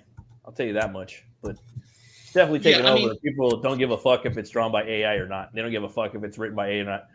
The thing is that the new generation, they just want to be entertained. You know what I mean? Me, fuck AI. I hope it burns in hell. But the new generation doesn't care. They just want to be entertained. They don't care who drew the book. They don't care who wrote it. They don't care how long they've been writing in the comic book industry, how many novels they wrote. They don't. Yeah, absolutely right. You know, but one day, here's the thing: they're going to know that he's Japanese or she's Japanese. Then they might say they're going to know that there's something missing. But one day, one of those kids is going to be like, you know, it'd be cool if I could actually do this for a living. And they're like, well, no, stupid, you can't do that because AI does it. The C800 does it. It's buddy. never going to happen. Yeah, it's never going to happen. You are irreplaceable. Guys like me. Now go to work and go flip that burger for the actual people and go do your maintenance on your robot so that flip those robo burgers for the robot. You won't even have that because that you did like you guys heard that store employees, what is it? They're sabotaging like the automatic registers and shit like that. Good. because it's taking jobs away. It is. You know? So. It's just like the Industrial Revolution, and now it's the AI revolution. Exactly. It's the AI revolution. They're taking over everything. Trucking, shipping. It's all going to be, you know, McDonald's. Yeah, it's like you go in the dollar store, like that motherfucker is always out of order. You know what I'm saying? Like they got this automatic checkout, and it is always fucking out of order. Yeah. Checkouts. Yeah, you know, and you realize like every time you go through the self-checkout, like this used to be somebody's job. Yeah, for sure. Well, that's what I'm saying. Like we're talking about creative stuff here. They're probably telling the guy who owns the place, they're like, yeah, well, you know, that self-checkout, it was a good idea, but I mean, it keeps breaking down. I don't know what to tell you. Like it's And you know me, I'm gonna jump in self-checkout. I mean, if I watch something and it was AI and I liked it, I ain't gonna be like, well, hey, it's AI. I'm gonna say it was good. It was good. Yeah. If I see a drawing that it was AI, that's a good drawing. Yeah. What I'm saying is that's never going to happen because there's a huge difference between a chair that comes out of a factory in China that's made by slaves, right, out of shitty materials, comparing that to something that's beautifully handcrafted. Let me ask you something. Ryan, do you have an iPhone or do you use Android? I use Android. Fuck Apple. What about you, Matt? Do you use Apple or Android? Okay, all right. He's a comic book villain, bro. He's a goofy comic book villain. He fucking bought up all the farmland, all right, a lot of farmland, not all of it, and he's fucking growing mosquitoes in South America. Okay, his biggest fucking cash grab was COVID. All right, that was all him. Who are we talking about? Bill fucking Gates. Oh, Bill Gates. Yeah, he literally is a comic book villain. Or then you have villain. Yeah. He's a cheesy villain. He's like, he's having fun, dude. He's fucking and then you got the dude who owns Tesla. Like he's like Tony super Stark, genius. He's like Reed Richards. He's like Tony Stark kind of champion. Yeah. He's an Iron Man 2. He's like, what's up, Tony? I love the set. I love the set design right here, man. Like the guns. That's great, right? So cheap, so fantastical. Yes. So spaghetti. Exactly, because that's the thing, right? Are you noticing from watching these movies that the Spaghetti West, it's a different world. It's fantastical, yeah. Right? There's something unearthly about it. Oh yeah. Yeah. I would have showed that set a little more. You know what I mean? I would have got more out of my money. It gets good screen time. It gets some good screen time. Oh, that's the bum that got shot in the ass, isn't it? Yeah. I never made it this far in the movie. Yeah, because here is where Scott Mary has made his choice, right? He's made his choice. He can either be the hero or he can be the villain. And this is where he decides to be the hero. I like the gag he does where he throws the thing up in the air, catches it, the gun, and keeps the dude. Yeah. Badass. You know, I haven't done this in years, but I actually got a replica, called Peacemaker and a holster, and actually can do like some gun tricks, like poorly, but but I can draw pretty fast. It's called thumb busting. You have to like bring your hand up so that your thumb connects with the trigger, so that you're cocking it as you're drawing it out. Fuck. What I do is I shave off 2 inches from the barrel, and then I put it in the holster. That way, when I draw, sawed off. Oh, remember Lightning Jack? But also, it helps when you're writing a western. That, dude. Yeah, to like have some of those props. Go places, go to these towns. You know, try on the clothes. I mean, everything. No, he's not even amphibian skills. Never get between a gun and its target. He starts counting off everything with fucking towel beats on him. Like, what the fuck you saying? It's righteous. Fanning. And Fanning, you can fucking hit shit if you're in the Spaghetti West. Yeah. In the real West, like I said, my favorite. Those bullets are going every motherfucking where. They said the accuracy of the Colt was like, you'd have to be 10 feet away from somebody to actually hit them. Like the Colt was the worst weapon. Dude, you know? The best story. Super short version, right? 2 guys playing cards. You're cheating. Hell, I am. Oh yeah, I heard this. Hell, you're not, right? You know, you kerfuffle, right? They both get up, start fanning their guns. Boom, boom, boom, boom, boom, boom, boom. And the fucking smoke, right? Just like you couldn't see shit because these things did produce a lot of fucking smoke. And so you're talking about like 12 bullets, I'm sorry, 10 bullets, because they would usually keep one chamber empty in the 6-gun, right? So boom, boom, boom, boom, boom. And the smoke clears and they're both standing there and neither one of them has a fucking scratch. Everybody else around them's dead though. That's right. The whole room.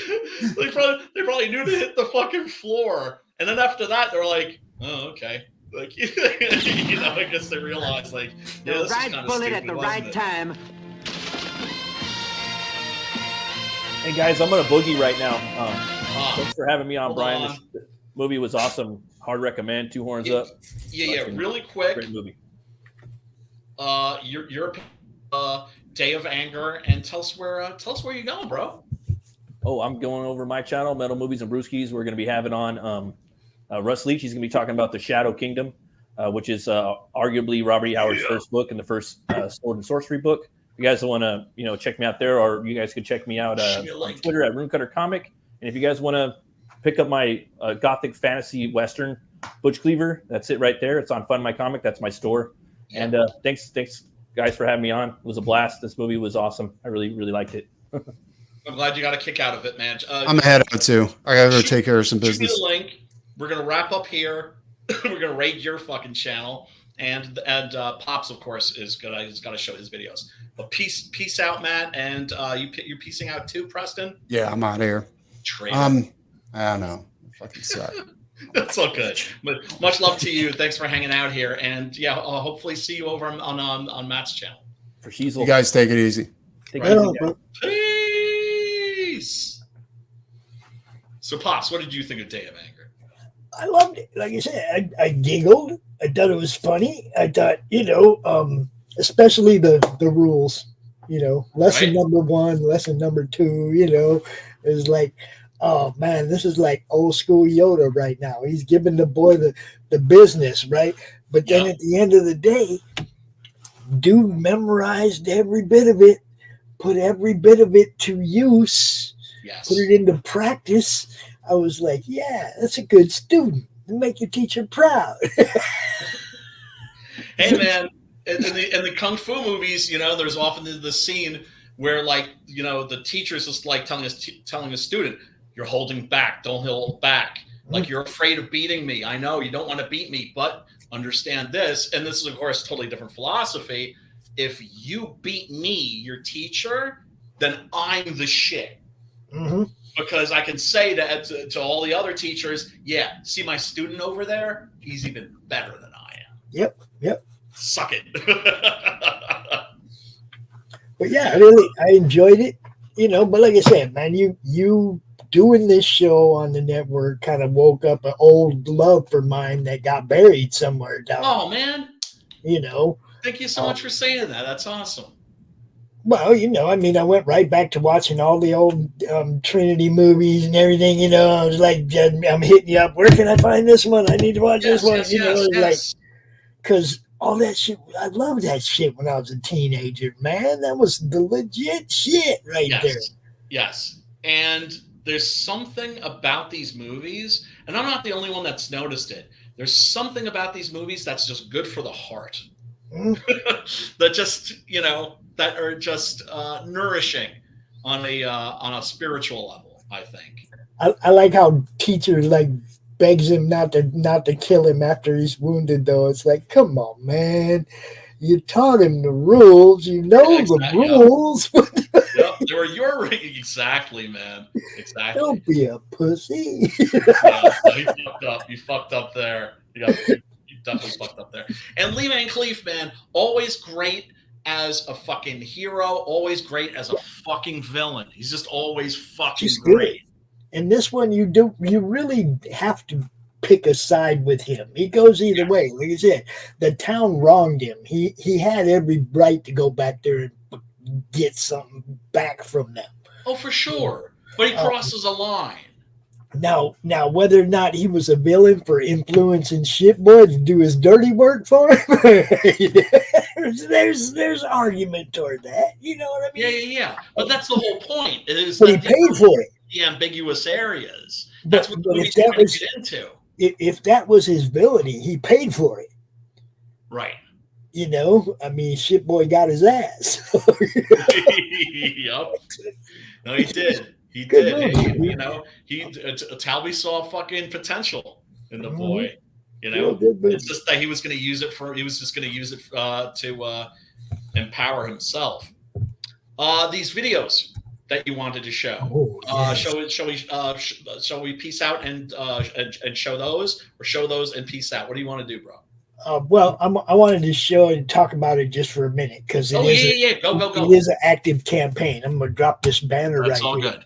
This is for the Gods of Metal tabletop game by our boy from the Laughing Rogue. You can see up there, Laughing Rogue, right? Our sponsor, Laughing Rogue. Up there, Laughing Rogue. He does video games, graphic novels, all RPGs. Actually, the RPG that we do on Friday mornings with Dante and Karen Needlemeyer, that's Chris's RPG that we do. Today, we ran a demo of the Gods of Metal tabletop game. That's available on Kickstarter right now. I'm going to show you the video for the game, and then just a little extra special video for something that's part of the game. You guys are going to like it, and I hope you go check it out. If you're a gamer like I am, look, you can go watch earlier today. We played it. You can see how it plays. You can see whether or not it's something you want to be, you're interested in. If you want to go check it out, I got the game.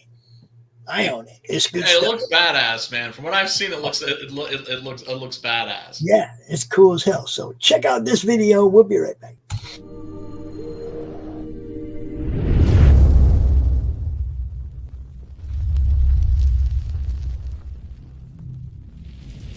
An ancient darkness is breaking through into our reality. The overlords are coming. Their demons united, they'll stop at nothing to tear our world to shreds. And the only thing that can stop them is the power of metal.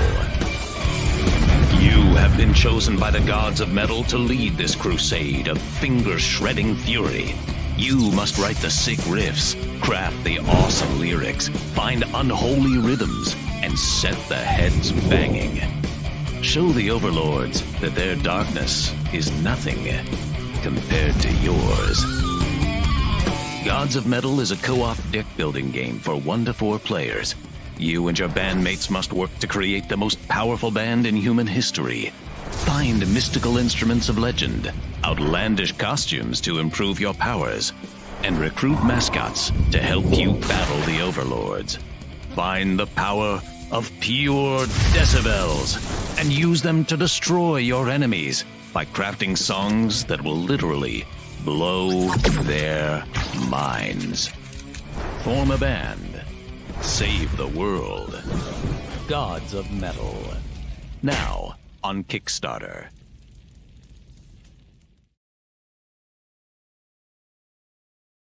Now, that looks like something you might be interested in. I want you to see this too. Mr. Chris, what up? Also, Christgau from rock and roll band Five Finger Death Punch. Heard that you're about to launch your newest board game, Gods of Metal, where you take on the persona of different metal musicians to stop the overlords and their demons from taking over reality. I think I know a metal musician that can help you fight those overlords and those demons. That is me, Christgau. So, shout out to you, Chris. Shout out to all of the Laughing Rogue crew. And shout out to Gods of Metal. I will be in there taking over reality from the demons and the overlords. Christgau. Just like it says there on my hat, in case I forget. I do play bass. I do play bass. He said, I do play bass. I love it. I love it. There's actually a Christgau card in the game. So he's legit actually in the game. He's actually in the game. That's fucking sweet. Okay. And there's other shit coming, guys. This is the expansion packs, right? This is the expansion of Gods of Metal. Yes, that's what this is an expansion of the Gods of Metal game.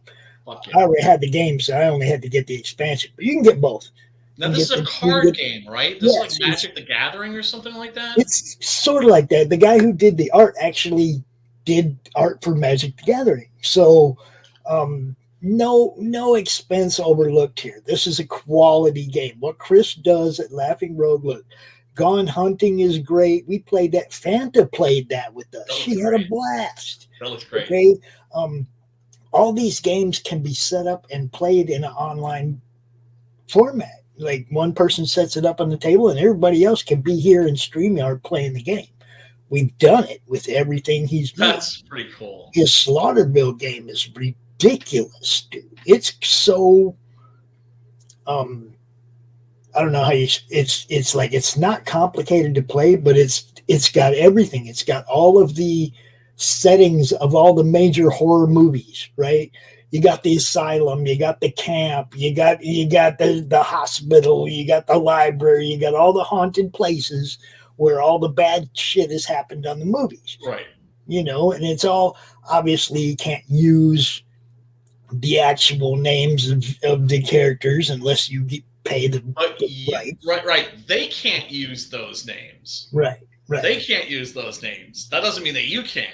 Well, no, I mean we can't put Jason in the game. Right. But when you're playing the game at home, it's like homebrews. You know who it refers to. The card's there. It looks like Jason. It's obviously Jason. We just didn't name him that. Yeah. You know what I mean? Yeah. But in some cases, like what happened with Christgau, they responded when Chris reached out.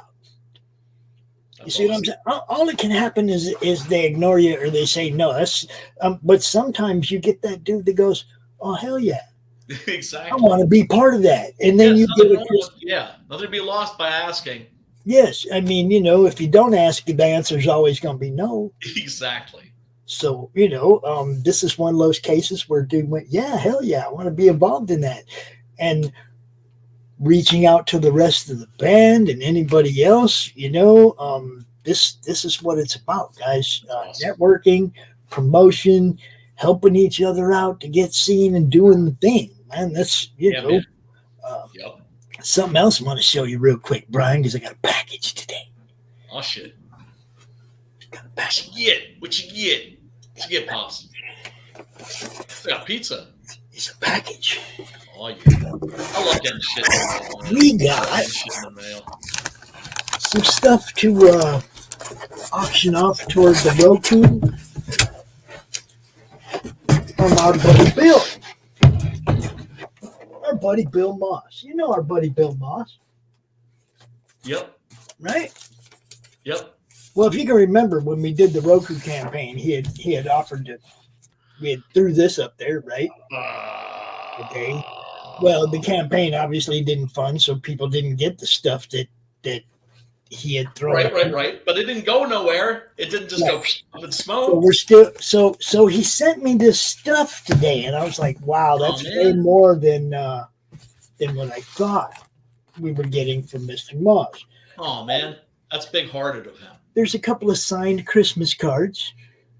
Nice. Mira X. Now these will probably go with the page art. Page art. Nice. From what's it called? Hellspace. Nice. Hellspace. And he sent 2 pages from Hellspace and a couple other things even. But check this out, B. Here, let me biggin this up. Nice. Look at this, dude. Isn't the original art just the shit? Look at this. Nice.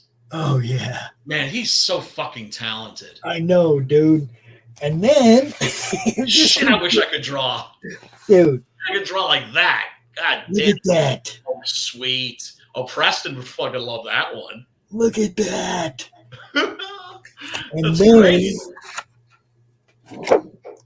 Zen and Nira, dude. Oh, nice. Nice. Yeah, the shit that made him famous back in the Disney. And this is also from Hellspace. It's page 2. So he sent me 3 pages from the. That's so fucking cool. Wow, yeah. Big-hearted dude, man. Dude, and we're gonna auction this stuff off, and it's all everything, every bit we get is gonna go toward the Roku, because Bill wants to put his show on Roku too. Hell yeah. He wants to join us over there on Roku too. So nice. Go back in here. I'm looking forward to that, man. I'm looking forward to that. That's gonna be fun. It's gonna be fucking badass. Now, is the campaign's not live? No, what I have right now, I have a GoFundMe for the legal groundwork. Okay, look, I can't take investors' money if I can't give them a contract. Yes. Okay. Yes. I have investors that want to give us money, but I'm not just going to take their money. I need to be able to have a legal contract that I can give them in return. Yeah. Or you're an idiot. Right. Well, I mean, I got to be legit, dude. I can't face the mess like what Luke went through. Oh, fuck that. With people attacking him and shit. My shit's all gonna be like straight up. Yup. Done by lawyers. Yeah, cover your ass, man. Right? Always cover your ass. Yeah. Always cover, especially when you swim with fucking sharks. So this GoFundMe that we have right now is for the legal groundwork, for the LLC, for the lawyers, for the contracts, for the PO box, for the internet, for all the dumb shit that you got to have to run a business. Right. Okay. When the groundwork is laid, then I get to go to my investors, like people like Daniel from Iron Age Knights, people like Thomas from Committed Comics up there, another of our sponsors. They've already said, I'm throwing money at you, Pop, as soon as you get it together. Okay. And I mean, I could have went to either one of them and said, man, throw me some money right now so I can lay the groundwork. But that's not what they're investing in. They're not investing in the groundwork. They're investing in the Roku platform. You got to take care of this shit first. Right. Yeah. Okay. How far along are you? Also, dude, drop the fucking link for that. The link is pinned to the top in my YouTube.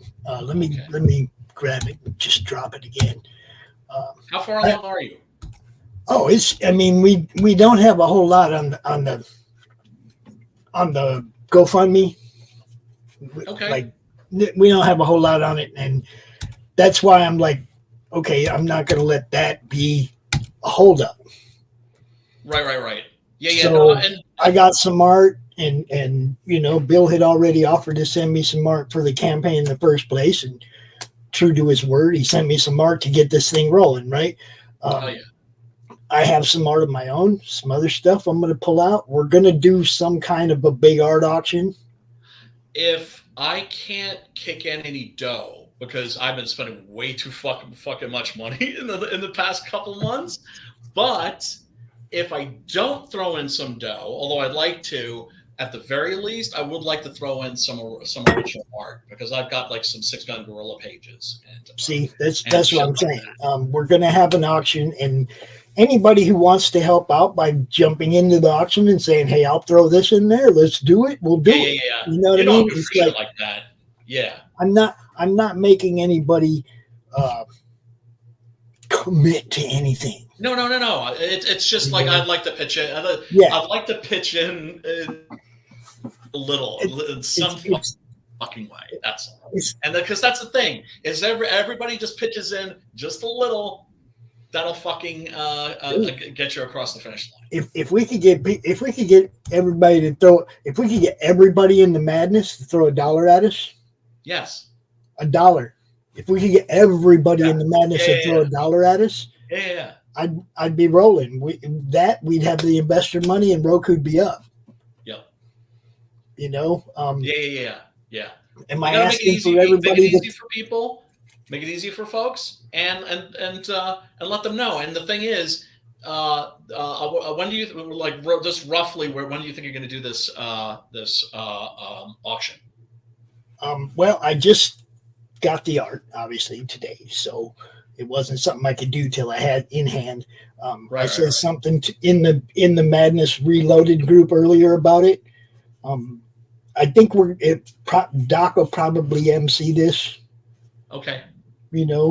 But I want it to go out on as many different channels as possible. I don't want it all going to Madness channels. Right.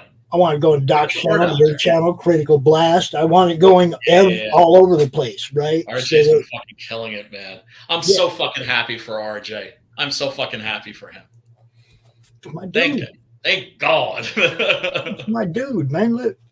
Dude, he's killing it. No, I've got his a magnet on my refrigerator.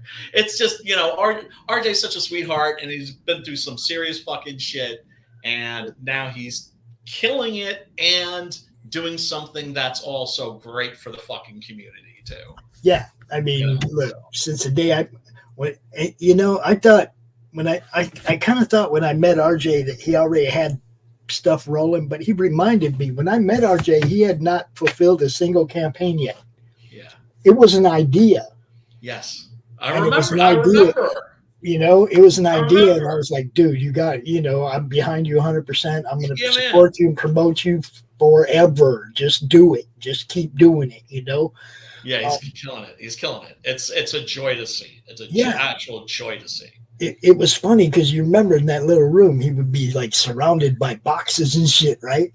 And now he's got a fucking warehouse and a couple storage units and shit. That's funny. That shit makes me so happy. That shit makes me so happy. That's so fucking networking, promote each other, work with each other, work together. Hey, I might have him fulfill the new 6-gun gorilla.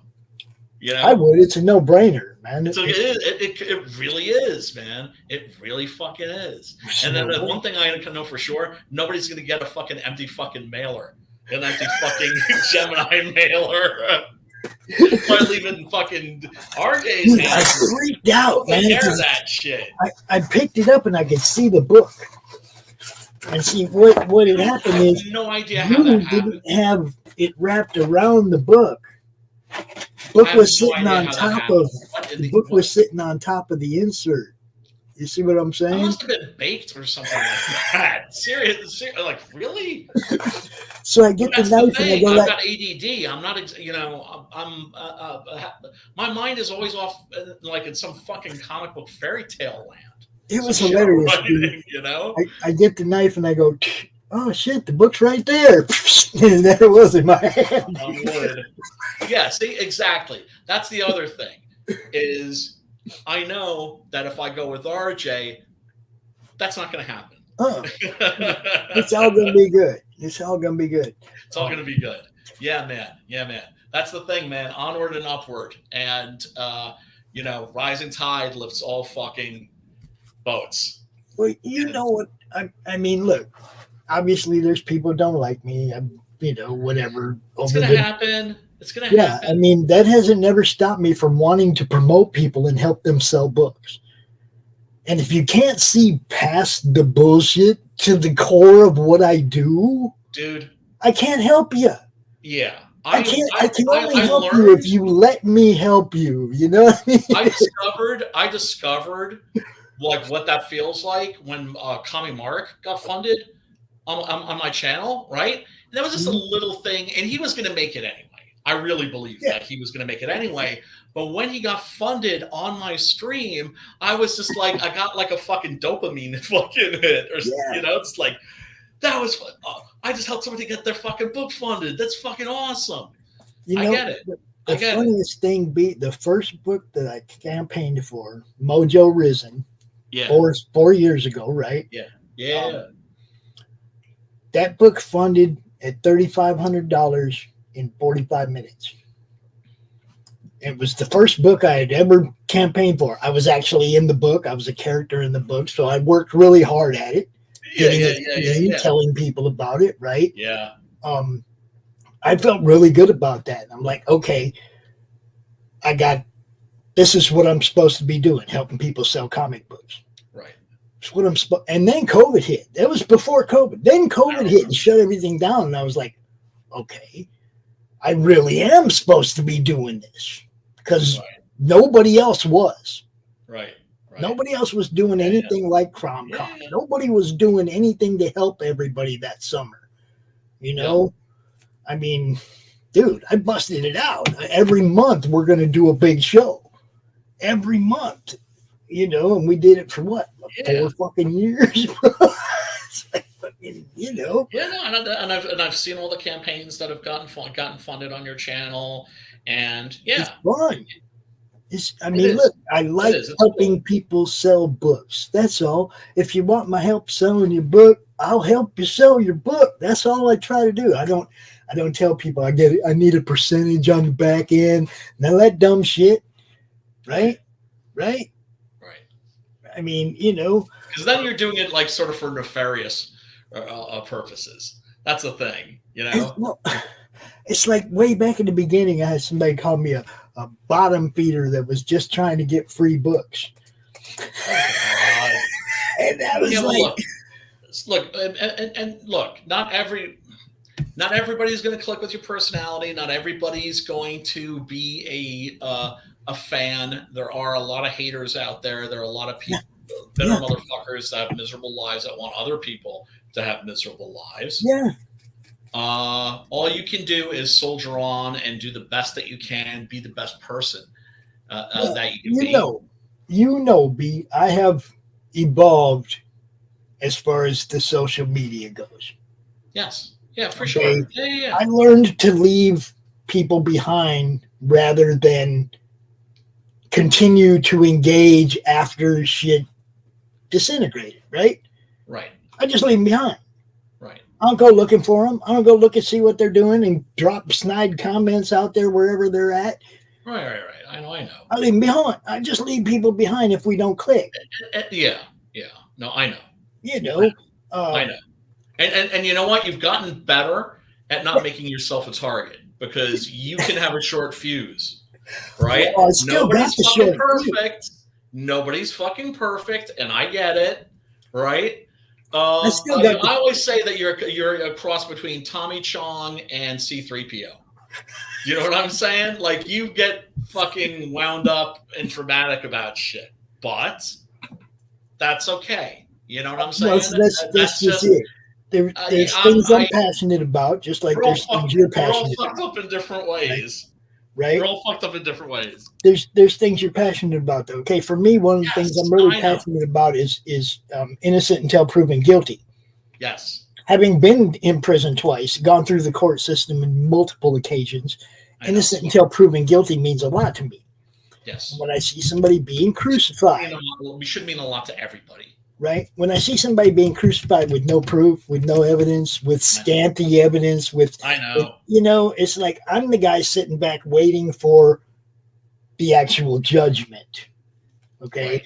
And sometimes if you don't pick a side early on in these loud engagements online. That was the Ed Piskor thing.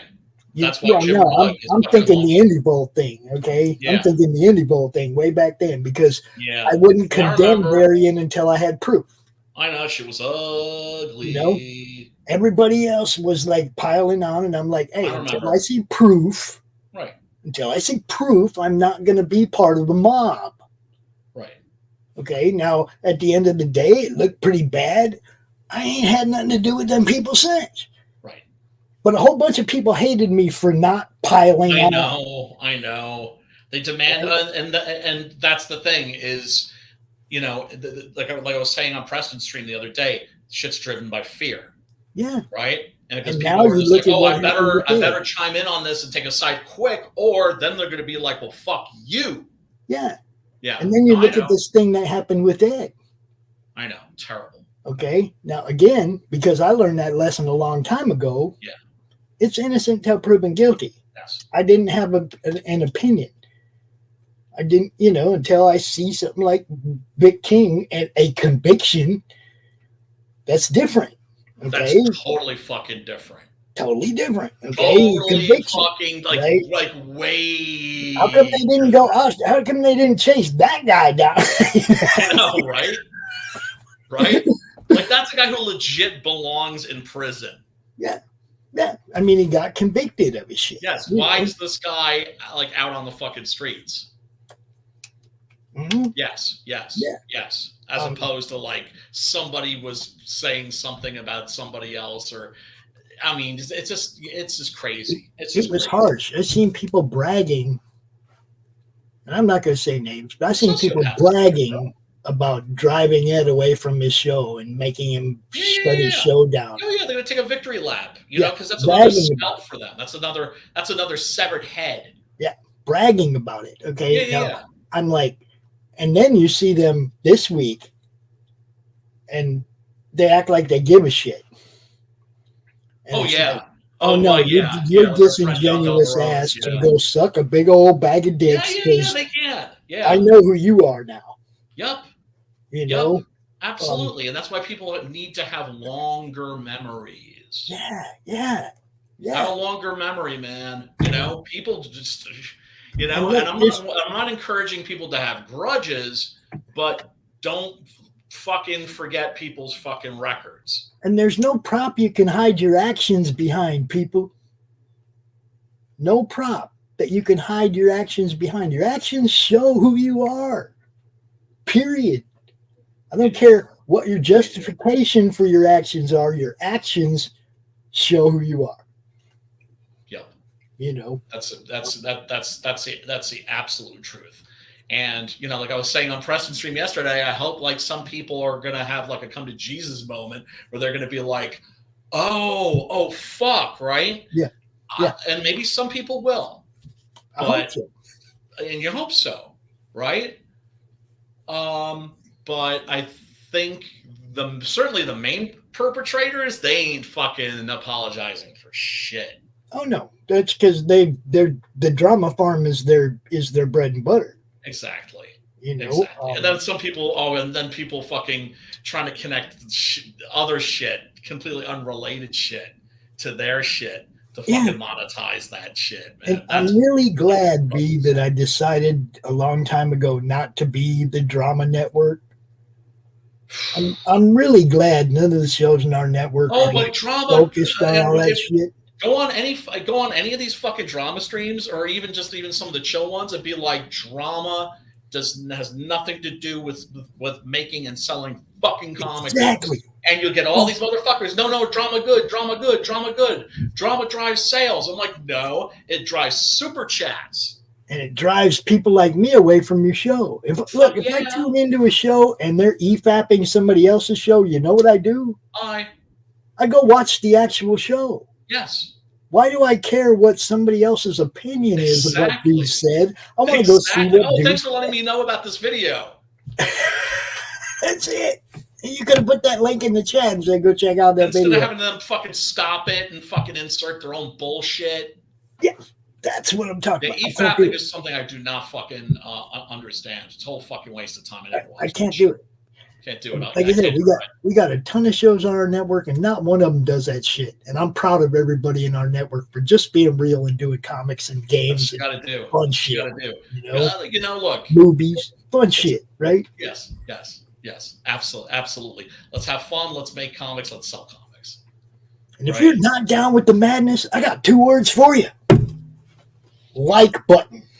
Yes. Everybody, thank you so much for tuning in.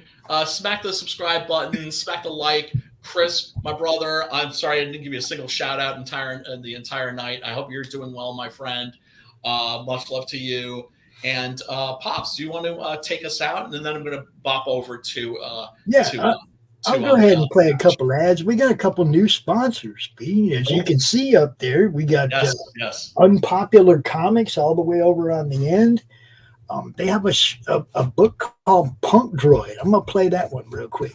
Okay. You have a good night, Brian. I will see you. Next week is going to be Horror Movie Club, and it's either going to be The Bride or Project Metal Beast, most likely. We're going to figure it out. Anyway, everybody, thanks for tuning in. Thank you for fucking hanging out, Pops.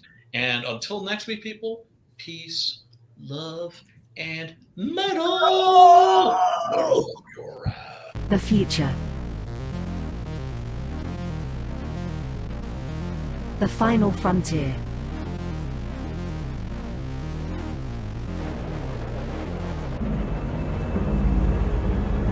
It has never been so uncertain as now.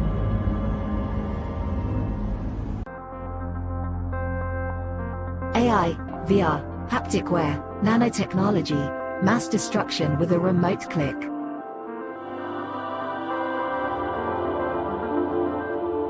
Now we are finally seeing the true potential and dangers of an ever-connected and overly policed hyper-technological world. Have we finally become the architect of our own demise?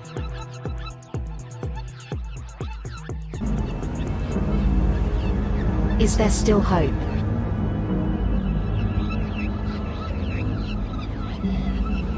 Welcome to the future.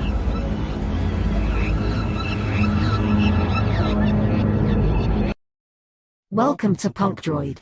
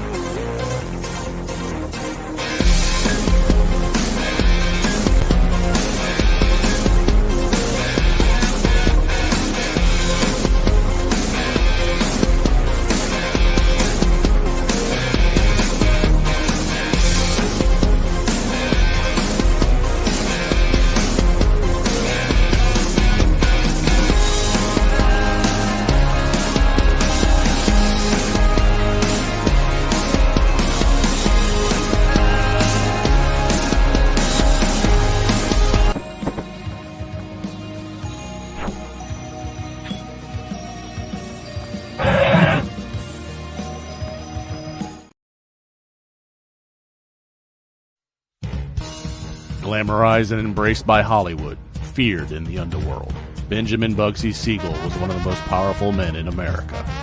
He was also one of the most hated. The man who gave birth to Las Vegas was gunned down in the luxurious home of his glamorous lover. Almost 80 years later, his murder remains unsolved. Who killed Bugsy?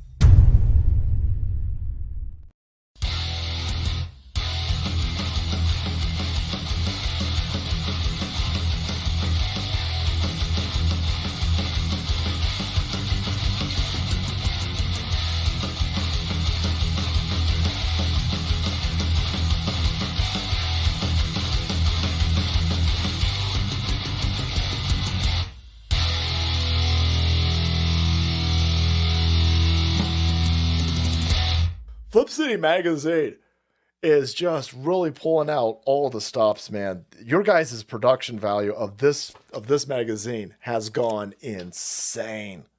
I mean, look at that. I mean, I remember when you guys, it was black and white. Even when it was black and white, I thought your quality was great. But damn, they just really stepping it up a notch. Look at this. James Corbett, boys. James Corbett. Genuinely cutting, but also funny, and obviously just chaotic and very fun. I love Flip City. It has brought new types of badassery and integrity to the print medium.